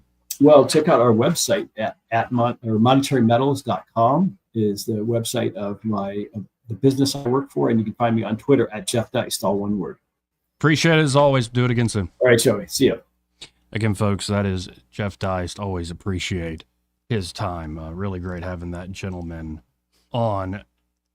I mean, and what do y'all think? Like, where would you throw yourself in that coalition, Eddie? I'd almost, before you answer, I would throw you in I would put you in the working man coalition, not in the sense that you're still working at Hyundai, but yet you did. Mm-hmm. And then, so you straddle different worlds. You have that mentality of knowing what it's like to really be working those long hours. And now you're more in, I would say, that middle class, small business owner mindset. So it's like you kind of know both worlds. And, but I put you in the common man, like, it's not, sorry to bring this up, but you voted for Obama the first time, right? Yep. Yeah. A lot of people forget that. Yeah, but you keep reminding them, Joey. No, I didn't vote for Trump the first time. Him. You met him? Yeah. Where'd you meet Obama? When I was in the military. He Really? visited the base I was at. Did the base What was tour? it like? I mean, It was just it like, what's fine. up, man? He was a sitting president. It was kind of cool. Yeah, oh, yeah. Right. That's cool. Yeah, it was a once in a lifetime thing. Yeah. No, he's just Right. like, hey, how y'all doing? Yeah. Yeah. No, I found there was an old video of Elon Musk showing Barack Obama around Cape Canaveral looking at one of the Falcon 9 rockets. Whether Yeah, I like what him or do you not, say? it's Like, still the no, I president of the don't United want to meet States. the Right. president of the United He's States. the president This of is the the United only time in States. my That's life right. I'm going to say that that's Exactly. ever happened. Oh, no, one of the best things Obama did was leaning into commercial space flight. And it's like a 5-minute long video where Elon's like talking to him, like, and we need to be able to do this and this and this. And then he's like nodding his head. And it's just amazing a few years later what the difference a decade makes. It's kind of remarkable. I don't know. Where would you put yourself in that coalition? Probably the same. As Eddie? Yeah. See, and I would definitely put myself more in the libertarian and the sort of the tech people, though I'm not obviously in tech. I'm a jackass on the radio in Montgomery, Alabama. But I've always been in that libertarian world, but not in the sense of I've moved away from, well, economic theory. If you look at Man, State, and Economy by Bernie Rothbard, chapter 40 in verse, what? No. No, but just that sense of we want the government to be smaller. We want liberty to be the ordering principle of our society. I definitely put myself more in that camp. And I find genuinely interesting all the technological change that's coming our way. That it's, as much as folks are like, we need to go back to our values and our traditions, which I agree with, that going back to our values and traditions, knowing you need to know where you came from so you at least know you're actually stepping in the right direction, because it might be you're just passing by the same old spot others have visited before you. But as you're kind of going back to understand those traditions and regain a foundation for the nation, you also need to understand what's coming that might continue to upset those efforts. Right. And I think what's coming is immense. It gives, and I always believe technology for the most part is neutral. Like, it's not good, it's not evil. It's maybe chaotic, it's disruptive. But the more I see AI, the more I see these breakthroughs and understanding our basic human biology. I would highly recommend, no matter how you feel about the IVF issue, and if you like a comedy that's a little raunchy, the comedy special Andrew Schultz just put out on Netflix, Life, one of the best comedy hours I've seen in a long time. I like him. I didn't know he had something new. I gotta watch that. Because he's usually like that. Hey, you know, like he's always throwing zingers out there, doing crowd work, making fun of every man, woman, black, white, every race, color, and creed. Like, he's just ribbing everybody. And I love that. But this one has a theme. It really is about him and his wife trying to get pregnant. They couldn't. And so they go through the process of IVF. And so he's going through the emotions. And not to give everything away, it'll make you laugh really hard if you're into that sort of comedy. It's not clean. But also, it's one of the most touching, the way it ends is one of the most touching things I've seen in a long time. And it reminds me of that Kieran Culkin clip from the Oscars. At the Oscars. There are these moments that are popping up in the culture where it's more, what's the technical word, pronatalist, but have kids, start a family, get together, like, and I think that signals a good direction. But that technology horizon that's constantly upsetting things, we have to keep that in mind as we march forward. So I just always been more interested in that and more the political theory side of things. And being in the libertarian world, thanks to people like Jeff Deist and many others, you start reading books of people who are on the old right, for instance, in the 20s and 30s. And though they're men and women of their time, they saw, some of them, here's where it's going to go if you give, say, FDR this much power. Here's where it's going to go if you actually go down that road. So we'll see. Maybe we are actually in a new day where a new consensus is forming. That will be signaled by when Democrats start just agreeing on basic, like the America First foreign policy. All right, everybody agrees on that now. Yeah. Like, that would be an amazing thing. It's settled. It's kind of like we had the post-war consensus. Let's have a new consensus where we're still going to have our disagreements and fights over a lot of things, but let's finally find some common ground again, because the old common ground, it's just absurd to keep pointing back at it. It doesn't work that way at all. 272-9228. Again, if you want to get in on the conversation. This part of the program brought to you by Bo Goodson and the Goodson Group. And there at the Goodson Group, Bo and his team are ready to help you, whether you're looking to buy or sell property here in the River Region real estate market. But it's not just buying and selling at the Goodson Group. They can also help you with management services to manage that rental. It's a great idea in this market, but managing a rental, especially if you have no experience with it, can be a pain in the butt. Why not, for a reasonable fee, have the Goodson Group manage that rental for you? And then the crown jewel there is the Bo Goodson Real Estate School, one of the most highly acclaimed real estate programs in Alabama. Because of Bo's 50 years of experience, he's been through it all, the good, the bad, and the ugly, and he's teaching it to you direct, very interactive course. And you just need to look at all the folks that have graduated from the Bo Goodson Real Estate School and gone on to great success as fully licensed real estate agents or as more knowledgeable private players. Maybe you learn to manage property, for instance, and you can do it yourself at that point. You can always check them out at thegoodsongroup.com or give them a call at 551-0225. It's 551-0225. Bo Goodson and the Goodson Group, great sponsor here of the program. Want to carry News Talk in your pocket? Download the News Talk 93.1 app from the App Store. Available on iPhone and Android. Never miss a moment. Download now.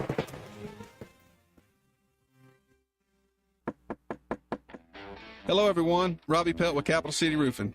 If you think about it, your home is your biggest investment in life. Your roof covers your home, so why jeopardize your biggest investment on a roofer you don't know anything about when you can deal with a reputable roofing company like Capital City Roofing? We have an A+ Better business rating and the best manufacturers and workmanship warranties available. We do all residential and commercial roofing applications that are certified through the manufacturer to ensure you get the best material and workmanship money can buy. We also have your project in our best interest before and after construction has been done. Don't hesitate to call us if you have any roofing issues or questions. We will match any of our competitors' price and give you the same great workmanship warranty. We also give free estimates. Give us a call today and let us show you the difference. 277-3311. That's 277-3311. Or you can check us out on the web at www.capitalcityroofing.com. Capital City Roofing. We capitalize the roofing industry. Hi there, I'm Kim Williams with Alabama Home Mortgage. For years, I've been asking you to call me at Alabama Home Mortgage because there is a difference in mortgage companies. When you call Alabama Home Mortgage, from the moment we pick up the phone, you will hear the difference. We are passionate about what we do. To us, you're not just another applicant. When you call on us, you are trusting that we have your best interest at heart, and we do. We treat our customers like family, and that's why our customers turn into family, coming back to us time and time again. We know you have many options when it comes to mortgage financing, and we appreciate the opportunity to earn your business. We are excited to hear from you. Give Alabama Home Mortgage a call at 567-4223. That's 567-4223. Or visit us online at myalabamahomemortgage.com to complete an application on your time. Our passion is just one difference that sets us apart from the rest. It's not just a slogan. Call Alabama Home Mortgage because, folks, there is a difference in mortgage companies. NMLS 1586-368, Equal Housing Lender. This is Ashley, the owner of Pest Pro Services. Termite season is here. We are seeing termite swarms and activity all across the river region. We provide free evaluations for active termite infestations or preventative treatments to keep your home protected. Ask about bundling your services to save big. The termites don't take a break, and neither do we. Call or text 265-9990. That's 265-9990, or visit us on the web at ppsriverregion.com. And remember, when you want to know, call a pro. For too long, Alabama's statewide news companies have shamed us for our conservative Christian values. Alabama deserves a news company that cherishes our culture, a company that isn't bought and paid for by the powers that be. 1819 News is that company. Run by Alabamians for Alabamians, 1819 News celebrates what is good and beautiful about our state, while exposing those who work against our values in secret. Just go to 1819news.com to learn more. Subscribe to our newsletter. That's 1819news.com. This hour of News and Views is brought to you by our good friends at Cole Plumbing, 279-8919. Cole Plumbing is number one in the number two business. You don't have to dig a hole. They have proprietary pipelining technology. Ask them about their tankless water heaters. Remember, when you have trouble with your bowl, call on Cole. Hi, I'm Cheryl Woodward, account executive with Blue Water Broadcasting. Why should you advertise with us? Radio is an active medium. It can create immediacy, driving shoppers to a specific store, brand, or to take a specific action. Radio ads engage with the audience in a personal and unique way. Contact me, Cheryl Woodward, by going to BlueWaterBroadcasting.com to find out more. Blue Water Broadcasting, local folks helping local business. The Rich Thomas Weather Network is brought to you by Earnest Financial. If you're tired of losing your money in the stock market, call David Earnest, 334-279-7431. Earnest Financial, LLC. Rich Thomas Weather. Well, hi, everybody. Radar is going to be busy today with the first of two storm systems. Showers and thunderstorms become likely. Some storms strong, possibly severe. High today in the mid-70s. Low tonight down to about 57. Friday, a brief break between storm systems. We have a sun and cloud mix and a high in the lower 80s. There could be some storms in the overnight hours Friday night, possibly strong. But we're watching Saturday as showers and storms become likely again and continues into Saturday night and through the overnight hours. Some of the storms will likely be severe with damaging wind gusts and the threat of tornadoes. It is a significant severe weather threat, and we're watching it closely. From the Blue Water Weather Center, this is Rich Thomas. Budget Floors and More is your low price leader for everything you need for flooring and DIY flooring installation supplies. For the best prices on luxury vinyl plank, carpet, ceramic tile, flooring installation supplies, and more, shop Budget Floors and More. Hunter Lane across from Del Rey to Publix. On FM, on your smartphone, and online, the River Region's most trusted voice. News Talk 93.1 FM WACV.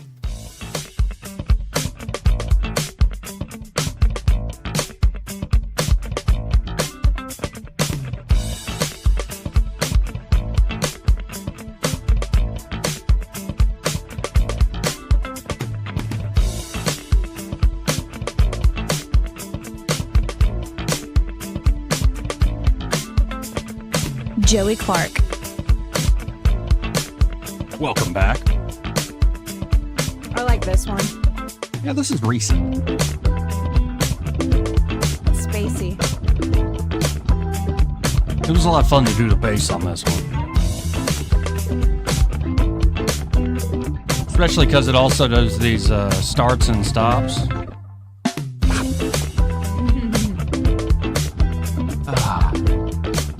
Now, I want to kind of do a blast from the past here because there's a lot of talk about Trump. And have y'all ever seen, I'm wondering when this is, I think in 1995, Roger Ailes, the guy who created Fox News, interviewed Trump. And so just to kind of get a read on the guy who's our 47th president, let's just listen to a little bit of this. Some tough times, but I'll tell you something. I saw you, I forget. I saw you, I've known you a long time, and I saw you at your peak. I also saw you during those bad times. And you know what always impressed me? You were no different. Well, thank you. That's a great compliment. No different. That's a good compliment. You can't take it too seriously. I mean, I know you're going to be up. I'll be up. I'll be down. You can't really, guys like us, keep coming. You just keep coming. That's all you can do. And yeah, sometimes it's not easy. They say, come on out to dinner, and you have 400 people, and they're looking and staring, and they're saying, I wonder how he's taking adversity. But you learn a lot about yourself, and you learn a lot about other people. You learn about loyalty. I learned a lot about loyalty. I had people that I would have bet the ranch on, and they were not as loyal as they should have been. Right. And I had people that I wouldn't have, and they turned out to be, unbelievable. Really. Isn't that interesting? Yeah. So you just can't tell. It's not color. It's not race. It's not religion. It's not anything, Roger. You just can't tell. Rich guys are often not well-liked guys. But what's interesting to me is the guy on the street, the cab drivers, the guys working on the road crews, they all go, hey, Donald, how's it going? Hey, it's almost like they feel very comfortable with you, like you're one of them. And I've never quite figured out how you bridged it. The people that don't like me are the rich people. Okay. It's a funny thing. I mean, they can't stand me. I mean, I have friends, and I have not only friends, I have enemies, jerks. They work, they hurt people, they this, they that, and then they call up, can you help me get a reservation at a restaurant? Okay. So what's the purpose of being rich if you can't get a table at a restaurant? The people that like me are the people that you're talking about. The rich people do not like Donald Trump. And that's fascinating. So 2 themes there from 30 years ago. It's still play to this day. The loyalty question. Yep. And in particular, he thought, we had bad times. We go through company bankruptcies, all this stuff. You find out who's loyal, who's not. Trump, this is from Eric Trump. He told his sons, Eric and Don Jr., before he even went down the escalator, we're about to find out who's actually loyal. Yep.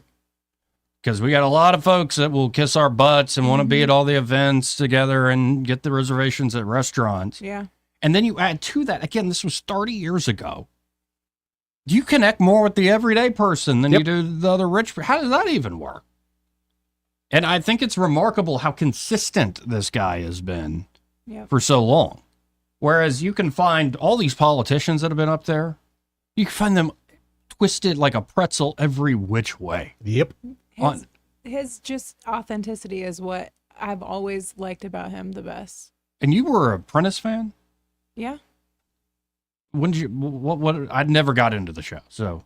I mean, well, it was a long time ago now. It's been off for a long time. It had been. Yeah. How many years did it run? It was a lot. 5 or 6 seasons at least, right? I think it was more than that. I'm thinking it might 10, have been up but to I don't. 11. Wow. Yeah. But to me, if you ever want to become president, you look at what he did and you go do that. You go get on TV for 10 years straight. Dude, but it's not easy. No, it's not easy. No. It's not easy at all. And especially he had a hit show. Yeah. I mean, it's one thing to have a show for 10 years, but he had a hit show. Let's go to line 1. You're on the air. Who's this? You want to come up? Yeah. Oh, hey, Duke. How you doing? What up, Duke? I'm outside. I'm outside of your building next to you out here. Spying on you today. You're spying on me. Yeah, I'm sitting out here right now. I called you, and you going on and on about something in the video a while ago. How loyal people supposed to be. Yes. You are a rude, terrible person. Good to hear from you, Duke. Ed, how you doing, man? I got a question for you, Ed. Are you loyal to just anybody? Nope. Are you loyal to anybody, period? I'm loyal to myself and my wife and my family. That's what I'm talking about. See? But all these grown men loyal to this cat named Johnny from Queens. I don't get it. I will say, if he's ever done something personally for me, like he's done for others, yeah, be 100% loyalty there. I'm talking about in politics right now. If you was a politician. No, I don't trust any If politician. you're a politician, would you be loyal to another man? If he's cutting me a check and I'm a true politician, yeah. That's how coalitions work. That's how it works. Knowing that he might have a dagger in his back pocket to stab you at any got time. the check in his front pocket. And so you better have a dagger in yours, too. Oh, man. If I had some decent clothes in, I'd come in and holler at you guys, but I got some dirty clothes on right now, but, you know. Oh, it's just, I think it's always interesting, Duke. If somebody is famous and they have all these, like, hangers-on and a big posse around them, I'm sure the famous person, if they have any wits about them, will sit there and go, okay, who actually is loyal to me and who is ready to jump ship as soon as it starts to sink? I would think so, but so many people find out the hard way that they don't have loyalty around them. And it's like people that hit money big or things like that when crap gets tough. But this individual, themselves. this guy the other day that one of the senators, somebody that disagreed with old boy. Hell, he talking about putting him out of his spot. So what's up with that, though? Oh, Thomas Massey? Whoever it was, yeah. Oh, they've been doing that for years. They've been doing that dance for back years. in line. That's all they're trying to do. I know that, but Donnie Boy, everybody says I'm going to put the boards on you if you don't straighten up. So he got back in line too, look like I guess. I don't know. No, Massey voted against it. Yeah. Got a little fundraiser out of the deal. I reckon. But Yeah, Trump threatened him before, and Massey won re-election, and Trump endorsed him 2 years later. Yeah. After he called him up, it goes, I'm coming after you. I'm coming after you. Forget Katie Britt here in town with Trump. Yeah. I'm sitting back enjoying all this stuff, really. In a way, I'm enjoying it. You know? The hell, you know. You should be, Duke. Every day we're getting closer, you and me, to tax-free Social Security one day. If the old boy don't cancel it out all the way full time, but we'll find out soon. Huh? I don't think he's going to cancel it out. Now Joey don't want his just give his away from what I hear. You know, he don't want his stuff he to pay it into. His clock. Joey's at that age, and I was there not long ago where I didn't think I was going to get it, so I didn't. Hey, I got to go. Okay. I got an emergency. All right. Ice cream in the Hey, I'm about to roll up out of here, y'all. But, Thanks, Eddie. Have a good day. I appreciate it, Duke. all right, my fella. Later. Now, and here, I know, he just runs out here because of ice cream? He about ran. Seriously, knees to Talk chest. about loyalty. He's loyal to Bluebell. He's not loyal to the show. He's loyal to Bluebell. Yeah, it is good stuff. Funny. But here, if you all haven't seen this, and Duke brought it up, this is a clip from Tucker Carlson not that long ago with Thomas Massey explaining how Trump came after him on the CARES Act vote. Let's listen in. Emergency, and they all wanted to stay home. They all hated me for recognize our constitutional duty. And Trump called me 3 times on the floor of the House while I was getting ready to make the motion to object. And I let it go to voicemail 3 times in a row, which is probably not good, but I couldn't leave the microphone because I was asking people, would you make this motion if I go to the restroom? And they're like, oh, no, no, not me. Mm-mm. So I sat there. I finally, they yielded time for debate. I go off the floor and called the White House switchboard back. And you know, I didn't have his number. I just like, if you want to tour the White House, you call the number I called, right? And like the intern is like, oh, is this Congressman Massey? I'm putting you through to Trump right now. Listen to this, Eddie. And so he comes on and he goes, I'm coming at you like you've never seen. Never in your life before. Have you seen the way in which I will come at you? I'm more popular than you in Kentucky, and you know it. I'm backing your primary opponent, and you're going to lose. And I'm like, oh, crap, I probably will lose. I mean, he had 95% popularity among my Republican electorate, who I had to face in about 8 weeks in my primary. And I had a well-funded opponent, and here now Trump was mad at me. So he screamed at me for 2 or 3 minutes. I kept trying to talk, and he just screamed louder. Then he repeated it all. He goes, no, this is the second time you've done something like this. And they talked me out of it before, but not this time. And then you're going to lose. And he hangs up. And like, The thing is, like, he said he thought it was the second time. I'd done that like 8 times since he was president. He just started realizing it's the same guy. The time before that was on war with Iran. The Democrats were in the majority, and, you know, he had just vaporized Soleimani. Yeah. And we were worried that he would attack mainland Iran without a vote of Congress. So the Democrats, actually insincerely, there aren't too many anti-war Democrats left. I've noticed. But they realized this was a chance to make a statement. So they put a bill on the floor saying, Trump, you can't go to war with Iran without a vote of Congress, which is constitutionally obvious. So I had to vote for it, but I was only one of 3 Republicans to do it. So he remembered that time, but he didn't remember the fake Obamacare repeal and some of the other things that I was kind of, the turd in the punch bowl on. Did it change your views at all? No. The president tweeted that I was a third-rate grandstander, and that, like, this is before I got back to my seat. Like, I go back from the speaker's lobby to go to my seat to get ready to make the motion, and one of the Congress was like, "You better look at your phone, Massey. Look at your Twitter." And I turn it on. And he's like tweeting hard and heavy against me. He said I should be thrown out of the party. And then the best one is, I'm chairman of the Second Amendment Caucus. So his third tweet was, "He's terrible on guns." I was like, what? Where did that come from?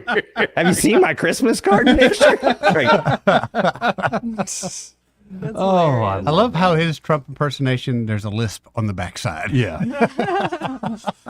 So Trump just did that again with Massey. Oh, those two going back and forth. And they go on saying that actually, as much as Trump will just breathe fire at somebody who's really pissed at them and doesn't like what they're doing, if you give it a few years, he actually respects people who stand up and kind of have backbone and fight him. It reminds me of a lot of bosses I worked for. Yeah, I mean, when they're giving you the crap, you got to take it. But they're also there to give you the praise. You got to take it. Let's go to line 3. You're on there. Who's this?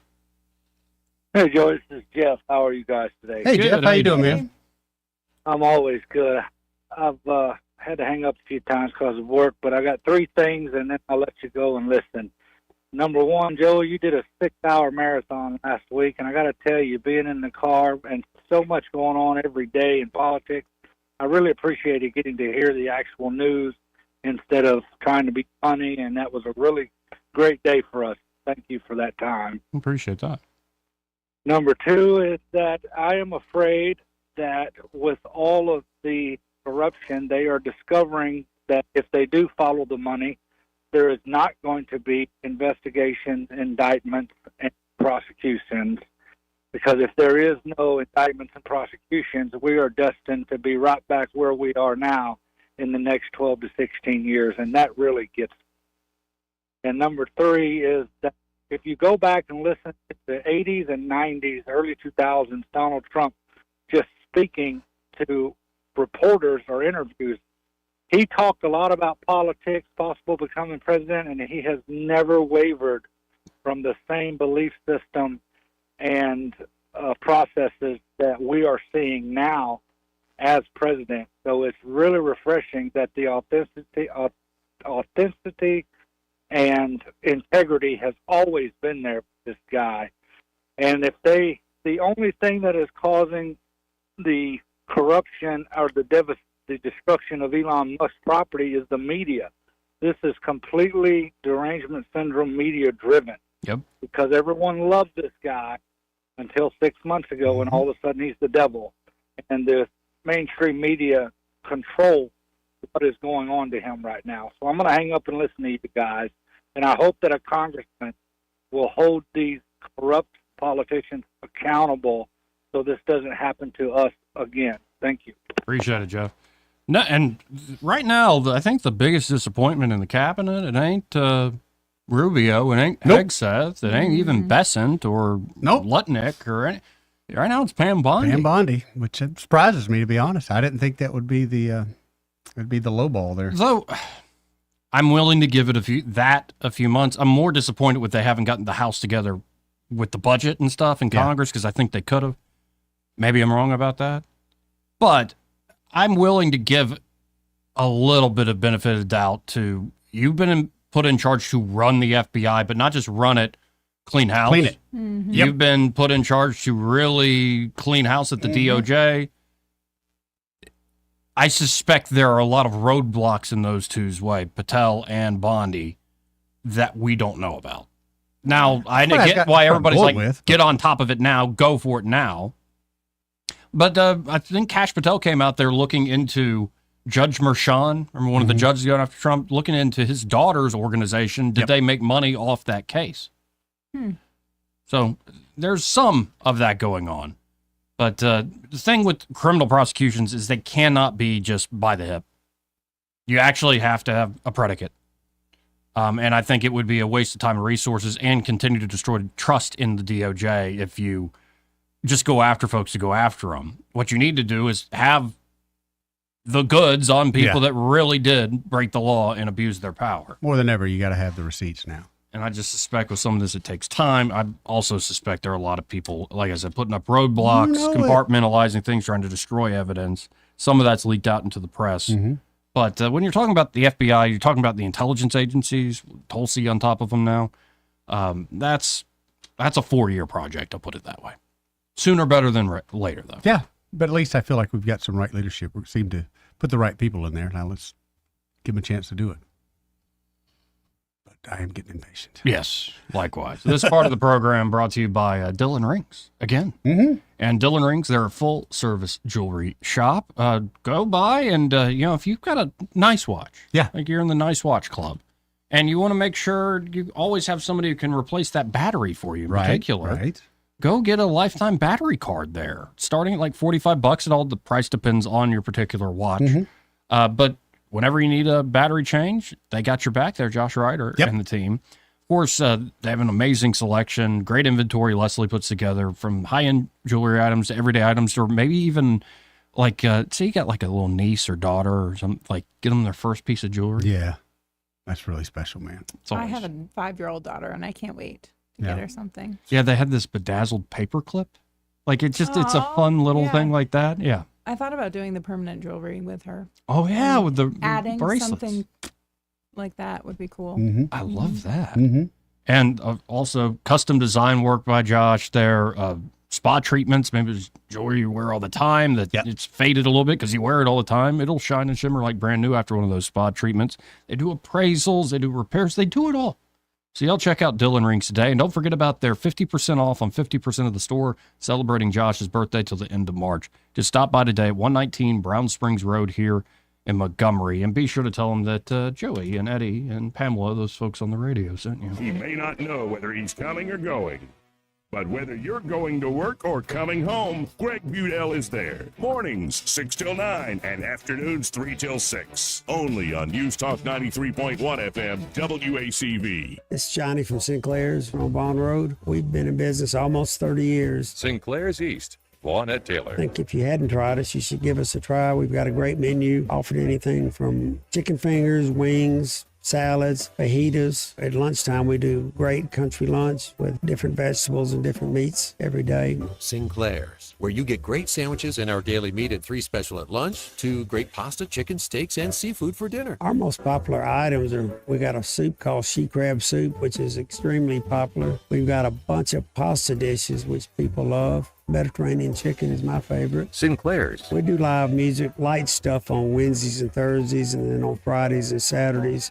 maybe 3-piece bands or 4-piece bands. Come and see why Sinclair's has seen lesser restaurants come and go over the years. Johnny Sullivan Sinclair's, at the corner of Vaughn and Taylor. Find them on Facebook at Sinclair's East. Google search Sinclair's Restaurant. Sinclair's. Hello, I'm Mr. Ben. If your vehicle has seen better days, fear not. Help is on the way. Mr. Ben's Auto Spa Express has added a professional detail shop. Specialized techniques and products are used to get your vehicle back to showroom shape. Hand washing, waxing, stain removal, odor removal, shampooing, minor scratch removal, and more. Mr. Ben's Auto Spa Express, next to Fraser Church on the Atlanta Highway. Come by for a free estimate. Look like you've been to Mr. Ben. This hour of News and Views is brought to you by our good friends at Cole Plumbing, 279-8919. Cole Plumbing is number 1 in the number 2 business. You don't have to dig a hole. They have proprietary pipelining technology. Ask them about their tankless water heaters. Remember, when you have trouble with your bowl, call on Cole. happens, you'll hear about it first. The River Region's most trusted voice. News Talk 93.1 FM WACV.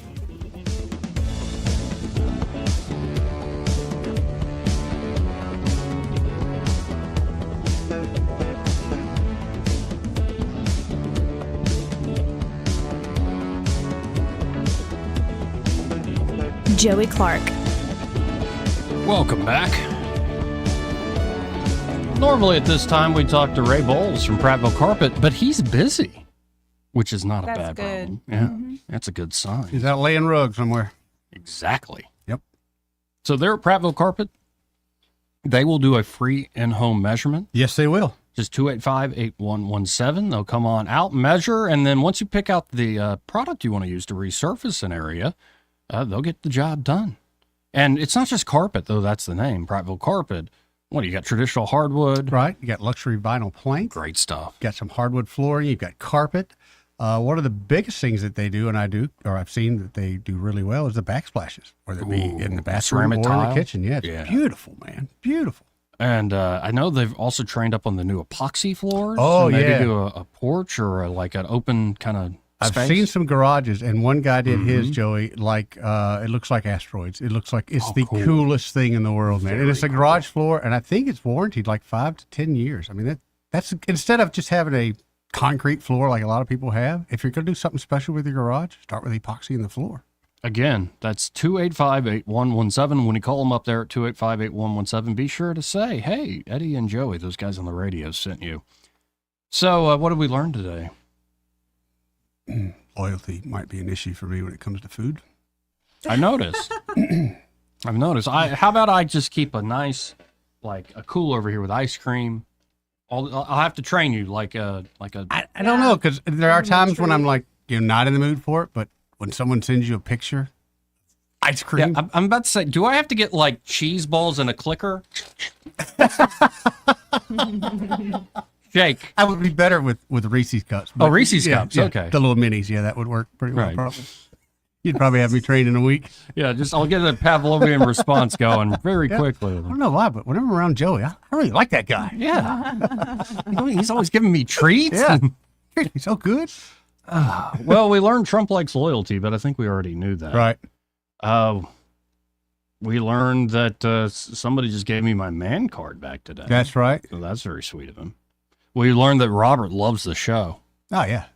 And we love Loves you too, us, Robert. loves calling in. You bet.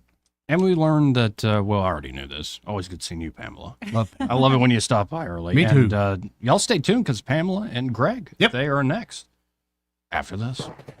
Broadcasting from the Riverside Chevrolet Master Control Center, this is WACV Cusana, News Talk 93.1 FM. When it's Chevy,